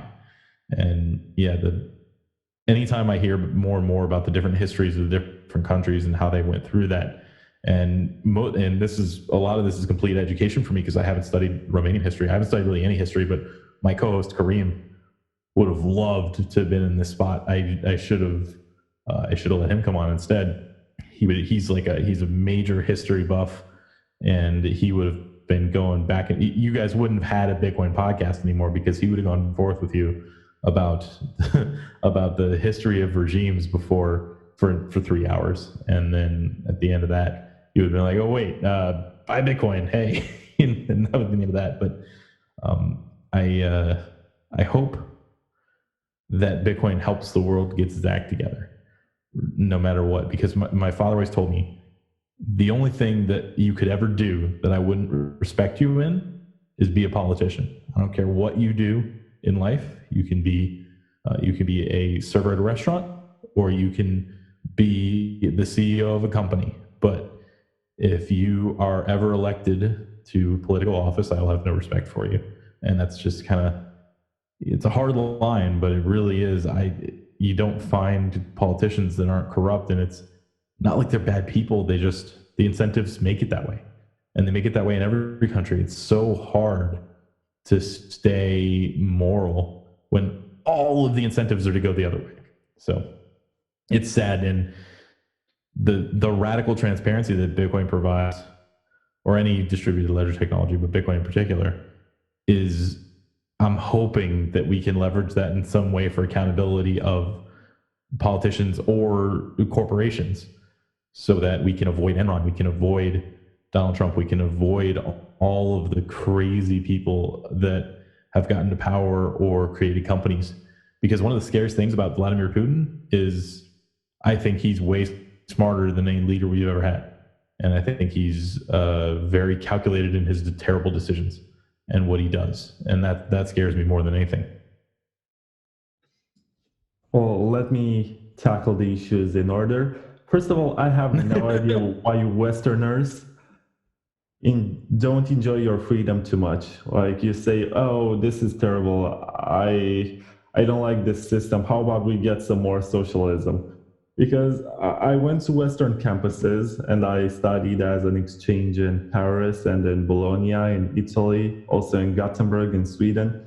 And all the students' associations were kind of communist leaning and reading Karl Marx and trying to figure out an utopian way where everybody is equal and stuff like that.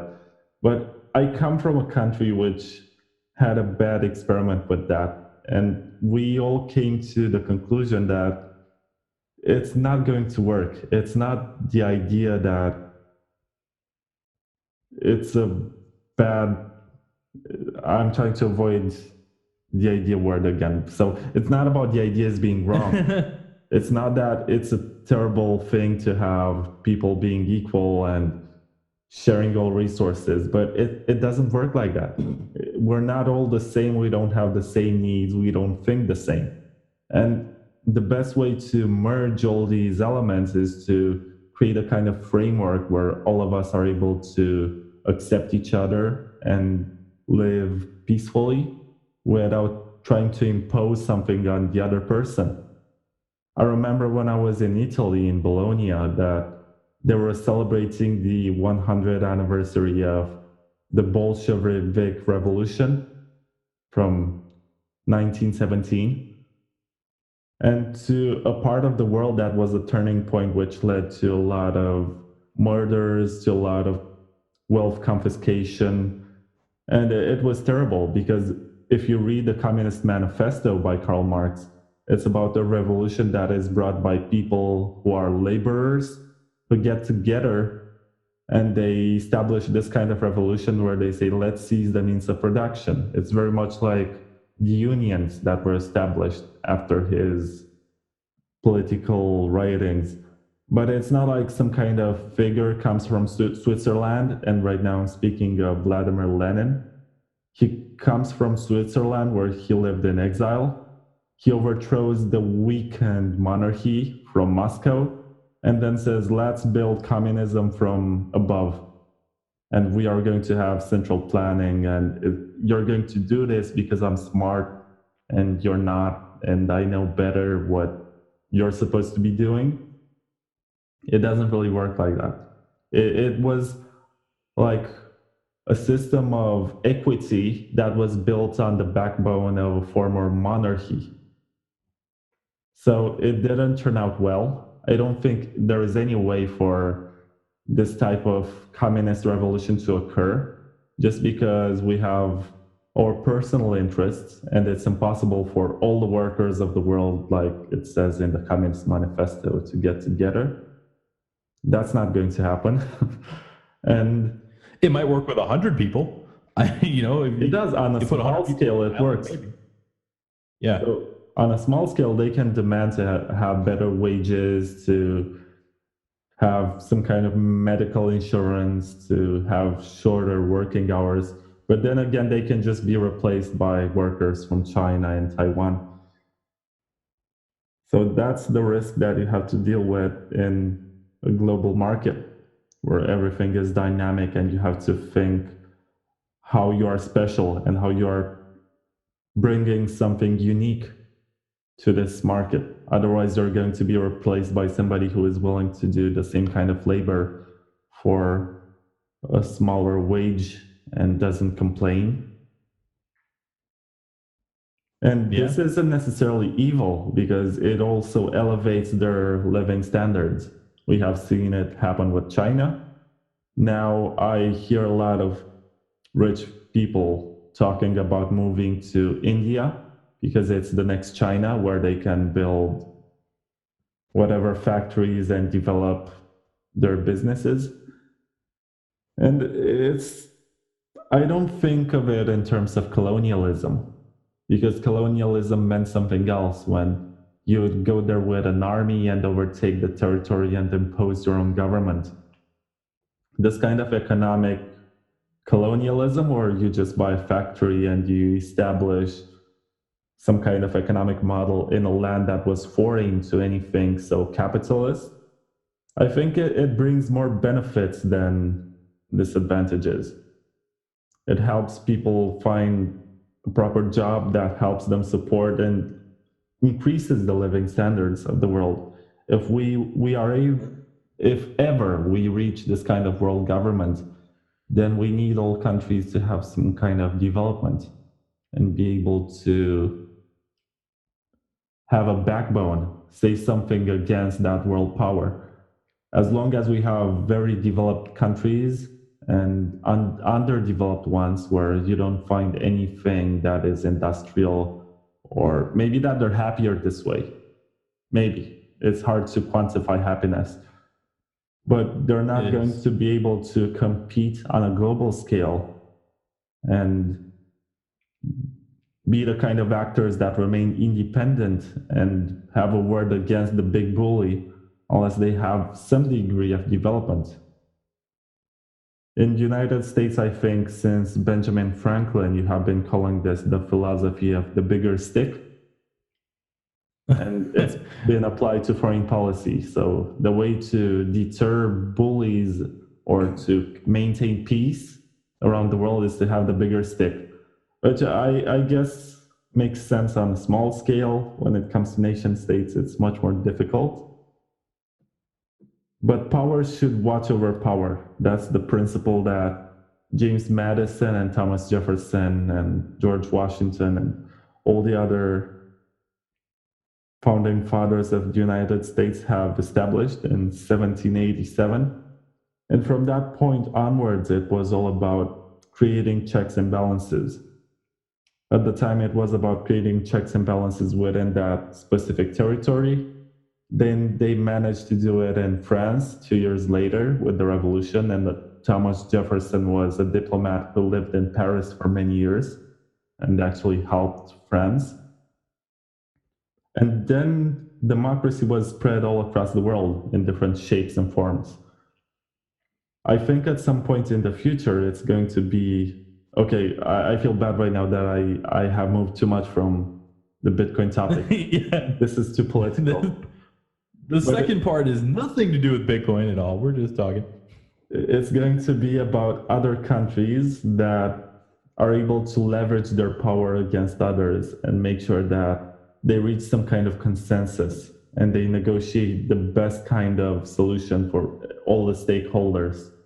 And I can think about United Nations Security Council, which consists of the 5 big powers right now.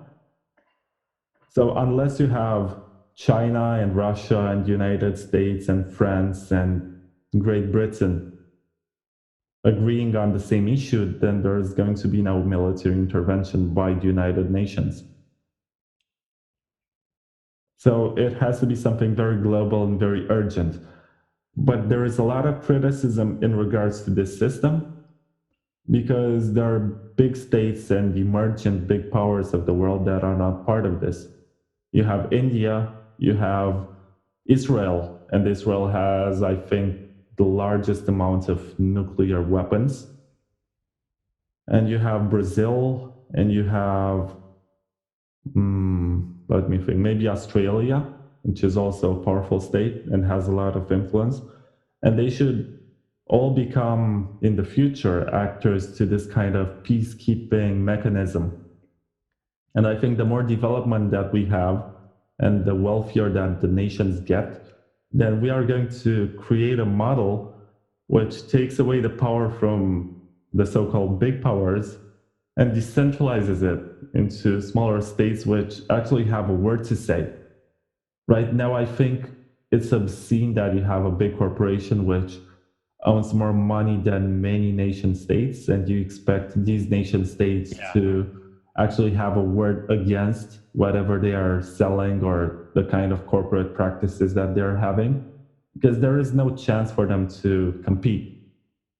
But if they were more open to trade, I think the solution is not to restrict it and say we're not going to allow you evil Westerners to to engage in trade within our territory, I think the solution is to invite everybody.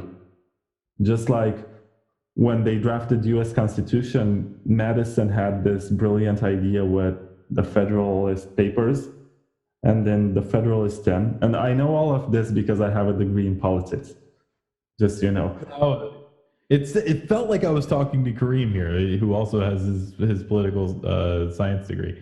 So that's why I was like, there's so much I can only speak on such a small level, but yeah. Anyway, you were saying Federalist Papers. I was listening.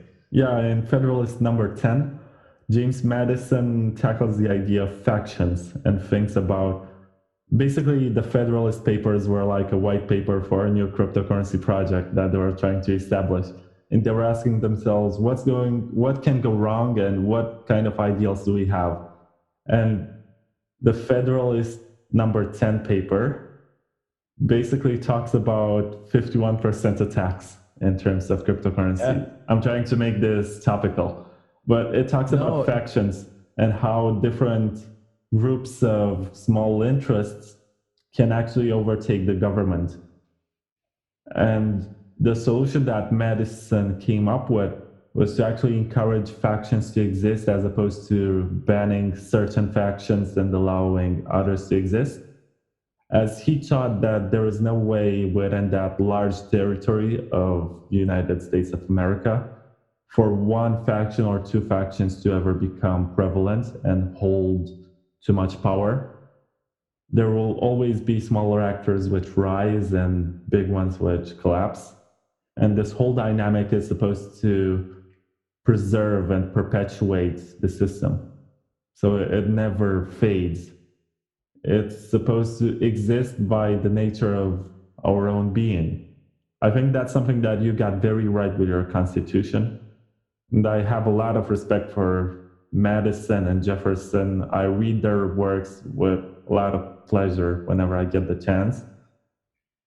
And it just blows my mind that people were so brilliant, and there was that whole movement of creating something new. There was that exuberance that maybe that now we're having with the idea of decentralizing.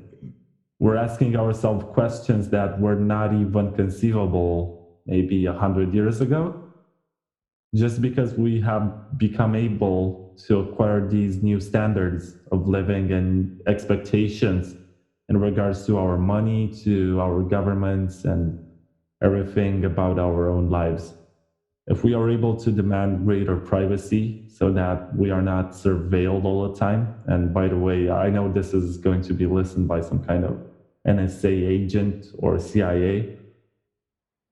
So hello. You think they're not listening? They're already not going to be listening. They're here. They're saying they're. He's just holding his tongue. He wanted to participate when we said this, that Bitcoin was a CIA experiment. He was like, "Oh, you're right. Oh, wait, I can't say anything. I'm just going to keep quiet." So we hear you, CIA. It's fine. You can hang out. It's a good conversation. Open all. Yeah, but now we possess encryption.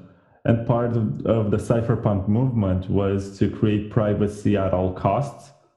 If you read Tim May, who wrote the Cyphernomicon back in 1992, I think, and it's a very interesting manifesto about what the various cypherpunks were doing at the time. And it basically outlines this ideology that human nature in itself is good, and bad actors are an exception to the rule and not the rule itself. So you should not take measures and govern according to the idea that anyone can be evil. You should just allow anyone to have the benefit of the doubt and maybe take away all the bad actors internally, not discourage any kind of activity based on the idea that it can go wrong. It's expressed in a way that is more radical, I think. He just says privacy should be absolute, and even if we have criminals that are using these privacy means, then we are not necessarily defending the criminals. We are defending a system which allows anyone to have equal chances to use privacy. That's something which is the backbone of Bitcoin, even though Bitcoin is not very cypherpunk in the sense that it was never really about privacy. It's transparent. It has an open ledger. You can see every transaction that ever took place on the blockchain if you have too much time on your hands. or if you, there was a firm that was going around, I can't remember the name of it, but they were able to de-anonymize a massive amount of the Bitcoin wallets. Oh, Neutrino, the one that Coinbase acquired. Neutrino? Oh my God, we just did a whole thing on those guys and what they were doing before they became Neutrino, and that was interesting. It's terrible. They were basically helping all these regimes we've just been talking bad about for the last hour. They were just helping them stay in power with their surveillance. And now they're going to come help everybody out with cryptocurrency. All right, good. Yeah, sure that's going to work out. Thanks, that's a big issue. And I think in the United States, it's inescapable to get away from the KYC procedures. I don't think there is any way for you to buy Bitcoin right now without signing up with your ID and giving away your personal information. So only peer-to-peer. If you were to just go buy it from some dude on the street, it's the only way. I buy all mine on the Cash App, because it's the easiest way for me to do it. Whenever the Cash App is Square Cash, so it's Jack Dorsey, the Twitter CEO. So he's actually pretty pro crypto, pro Bitcoin actually specifically. So there's like a little function in there where you can just go buy like $1 or $2 worth of Bitcoin at a time. So what I say all the time to our listeners is I'm like, you can get these little power-ups in there that say you get 10% off at Chipotle or 10% off at Whole Foods or something. And what I do is I put that on there and then I go swipe my card, and whatever percentage off I got because I was using that, I just buy some more Bitcoin with it. So I buy like $2 here, $2 there. It's kind of interesting. I'm finding all the little ways that I can to do some accumulation. And so it's easy in that regard, but the government's 100% aware of my address on there, and obviously it's not even my private keys. So they know what's going on, and I'd have to go through some serious hoops to find a way to make it impossible for them to see what I have. Oh yeah, which is sad. I mean, did you ever use CoinJoin? No, I have not. The only attempts that I would have ever made for privacy, and I do try to do a lot of different privacy things in my own life. Like I use Brave browser. I do a lot of I try to use DuckDuckGo when I can, that kind of thing. But no, I haven't seen CoinJoin at all. I have some Monero, so that's about the extent of my privacy. Yeah, I think it's very interesting that now you have Wasabi Wallet, which allows you to get 50 extra transactions, which makes your coins and makes it very difficult to trace back to their source. And this also helps with the fungibility of the Bitcoins, as Bitcoins in themselves are not fungible. They are created at different dates. They are created by different hardware. So they have this kind of fingerprint, and you can see where they come from. But when you mix different outputs and you put them together in other amounts, then it's going to be difficult for somebody else to refuse a payment from you. Because let's say that Coinbase says tomorrow that they're not going to accept any Bitcoins that were issued before 2014 because they assume that they come from the Silk Road. And that's criminal money, that's laundered, that's associated with cocaine. They can say anything. Not even outside the realm of possibility. They could say that. But they cannot do it if the coins are mixed and they come from different outputs. You're going to have 0.0.1, which comes from Silk Road, but it's mixed with something which was issued last week. And they are merged into one amount, and it's hard for them to refuse it. Also, if it becomes harder to trace, then I think their verification goes about 10 steps back, and Wasabi Wallet allows you to have 50 steps back mixing.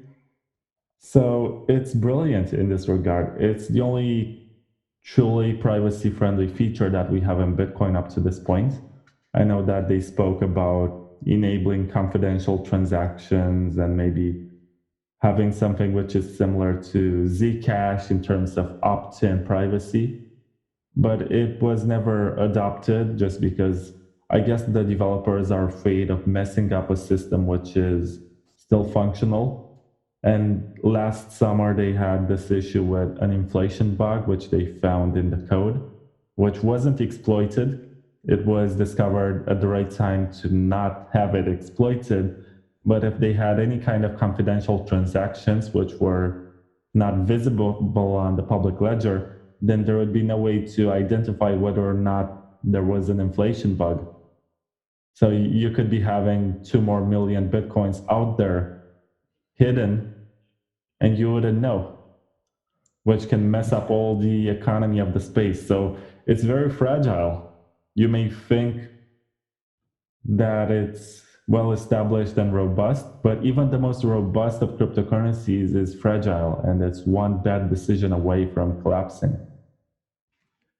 Yeah, it's going to be that way for a while too. I mean, it's a really bright and awesome future to think about, but scary at the same time. And people always come to me and they're like, "Oh, how much of my net worth should I put into Bitcoin and all this stuff?" And so I don't give them financial advice, but I tell them, don't put anything more in there than you could afford to lose, because if this goes to zero tomorrow, which there's this possibility there, you can't be putting yourself in a bad spot. So the volatility or the risk is going to always be there, but that's why the upside is also still there. That's why this coin that was one penny per coin or $1 per coin has gotten so much value behind it, because what drew me to this was all the smartest people I knew were already in, and they had already been indoctrinated, and they were like, "No, Bitcoin's a future."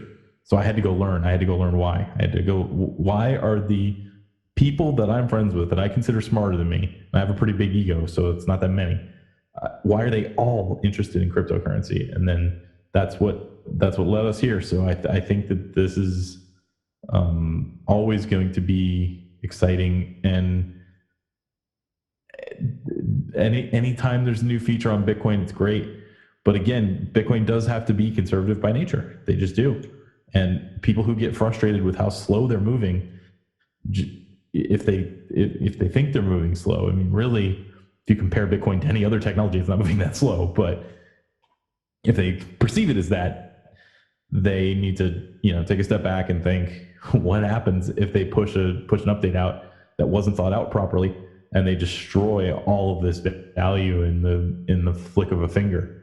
But if Zcash had their trusted setup wasn't actually trusted, what if we find that out 50 years from now, that when they created those zero knowledge proofs, they actually didn't destroy those original keys, and now they have, they can do whatever they want and have access to everything.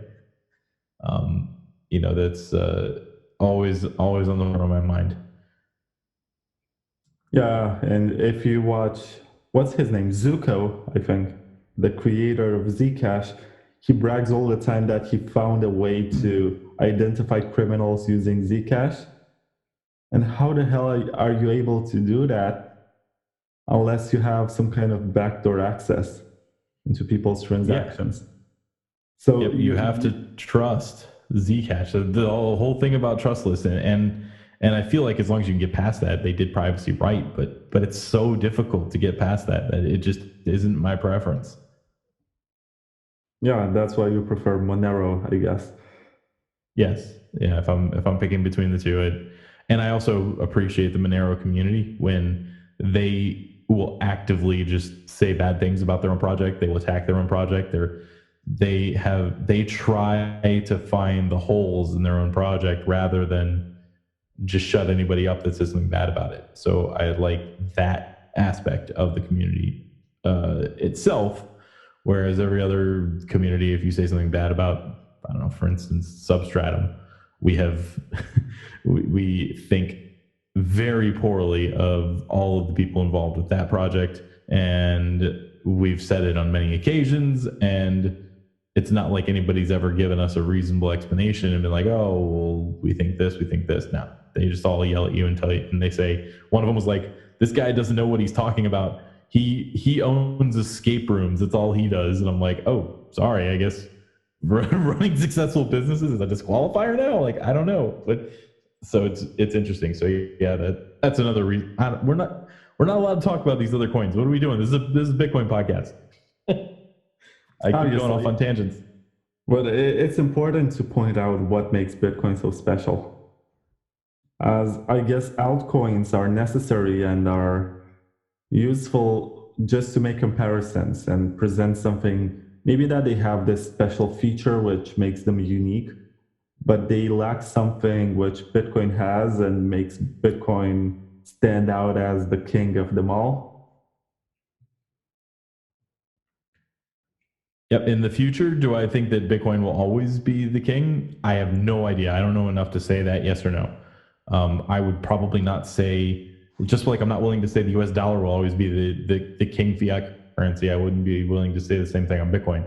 But the highest percentage of my portfolio by a large margin is in Bitcoin versus other coins. So I'm putting my money where my mouth is on that as far as my thoughts. And I don't, I don't have a disdain for the altcoins that a lot of people who would call themselves Bitcoin maximalists would have. I see competing projects as important to the space, just as I see crypto as a competing project to fiat money as an important thing for the world. So the competition and choices matter a lot more than specific features and transactions per second on the Tron network. Yeah, that's where I agree.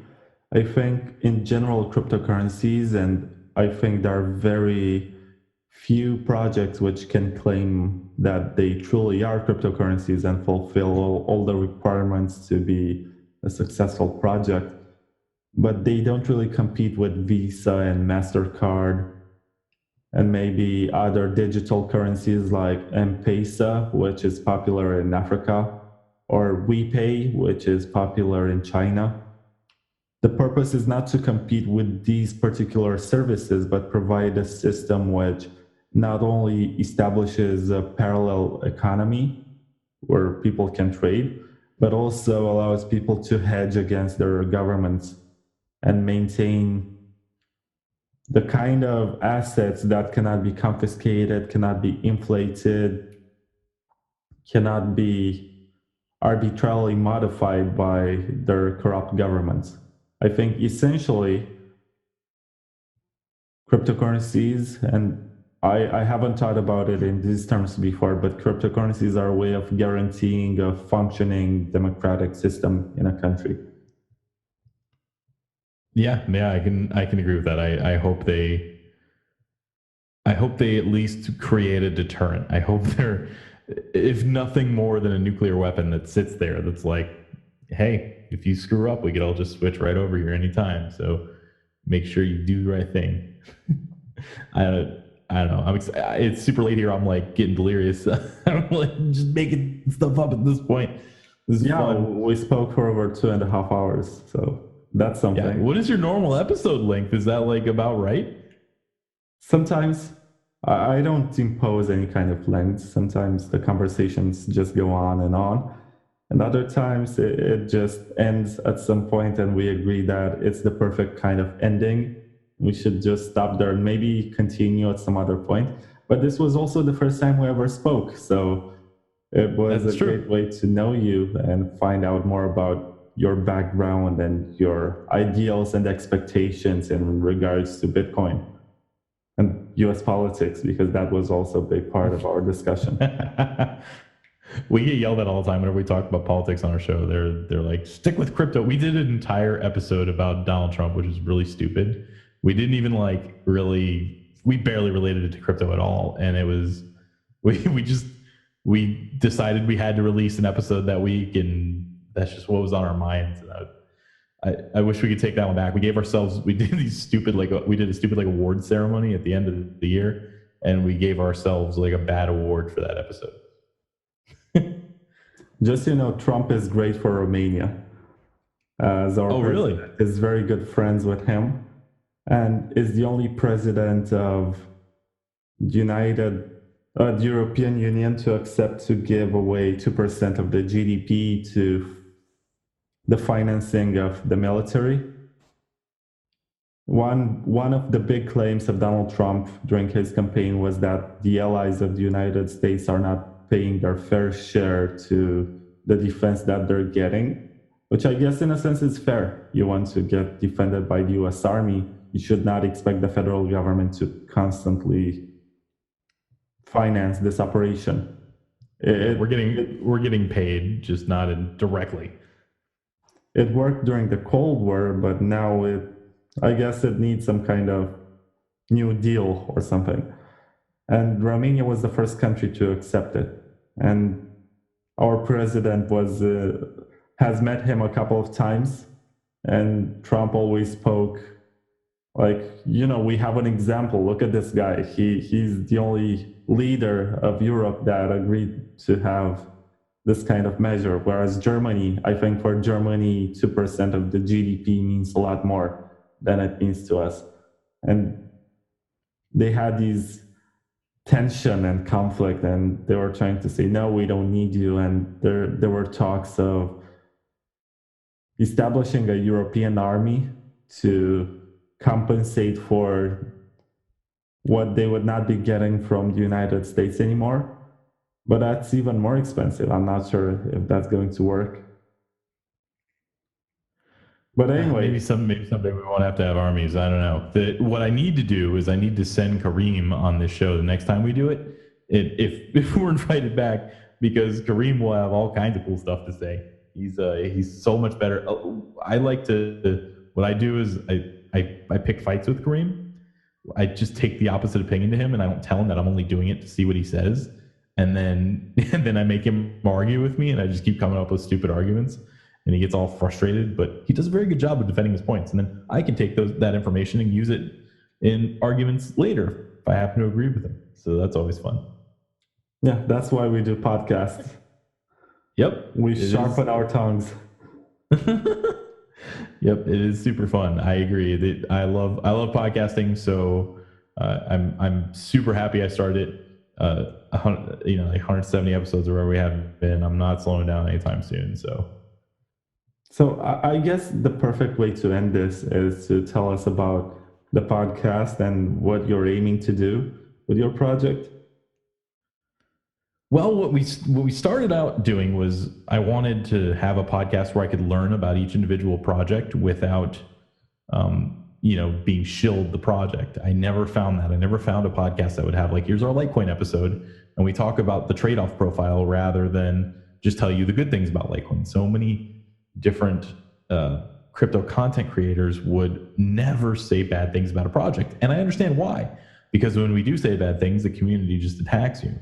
But I wanted that. I wanted that out there. I wanted the honesty, and I wanted and I wanted to be basic enough for anybody to understand. So rather than go into when we were talking about the coin joining, we're talking about how those transactions mold together. I don't want to have to explain to the listeners how what are those called? God, I can't think of the word. So late. The things that they have to move around all together. I can't think of the name of it, but there's the technical term that makes the coins move around blocks together that are different. Anyway, I'm doing a terrible job of even explaining what I was trying to explain, but I don't want to have to. I want to be able to tell them, hey, zero knowledge proofs work by putting two colors of balls behind your back, pulling them out, and you're colorblind, and the other person tells you whether you switch the balls or not, and really breaking down it in a basic way that's understandable, and also being reasonable, being upfront with our biases. If we own a coin, we say at the beginning of the show we own it, and that kind of thing. So, and then we also have cool discussions with people from around the crypto space, and we've never taken any compensation from a crypto project. We did take compensation one time from a company that was trying to get an allocation of an ICO, and I wish we didn't. We gave ourselves a bad award for that episode, but also one of our worst episodes. But we just tried to stay independent and keep our biases in check and really talk about the fundamentals and the tech and the reasons behind cryptocurrency rather than the prices, the announcements, the hype, and the charts and whether they're making a dragon pattern or not. Yeah, that's a very legitimate claim and a good reason to be podcasting.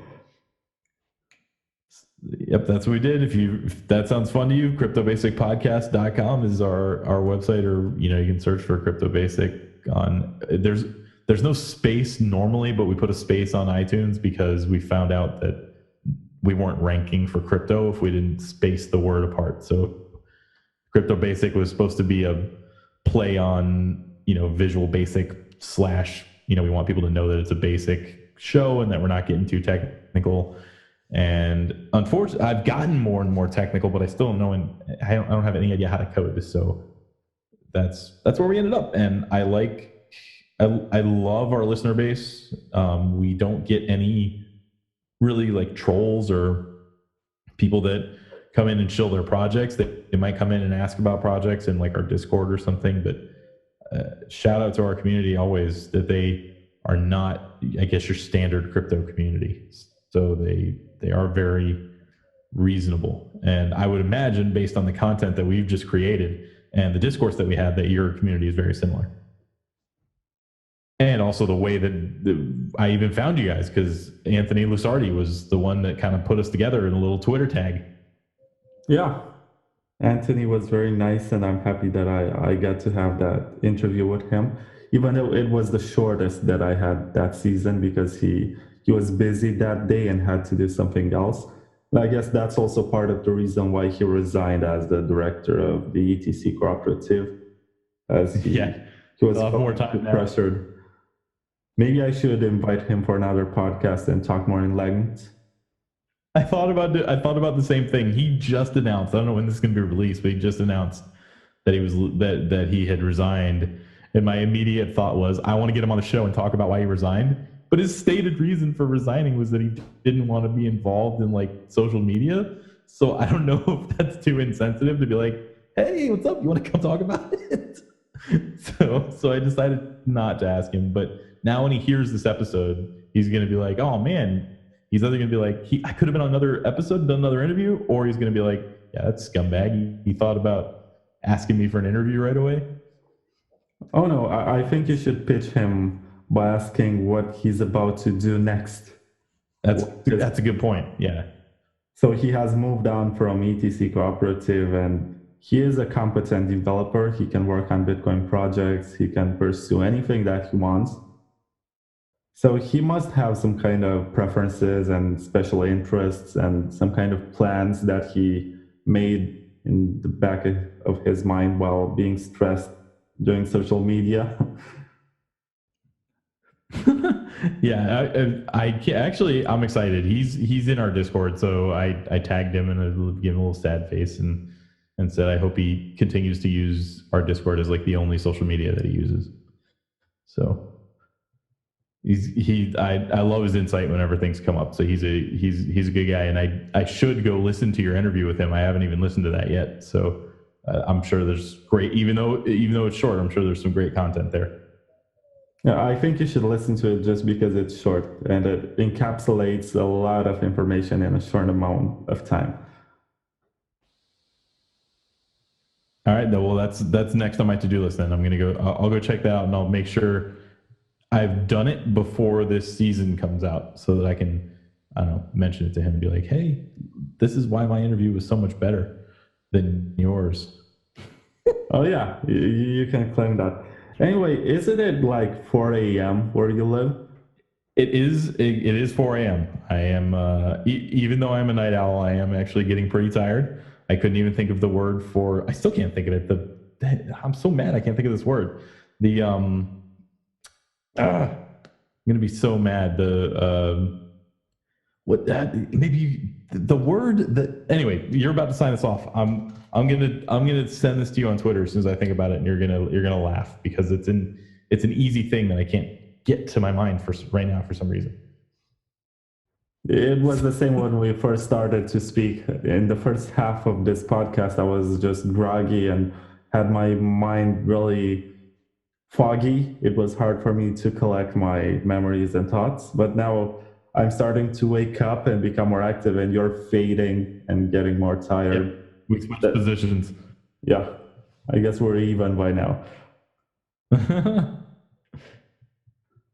So thank you very much, Brent. This was great. And I'm happy that I got to have your insights on whatever this crazy space of Bitcoin is.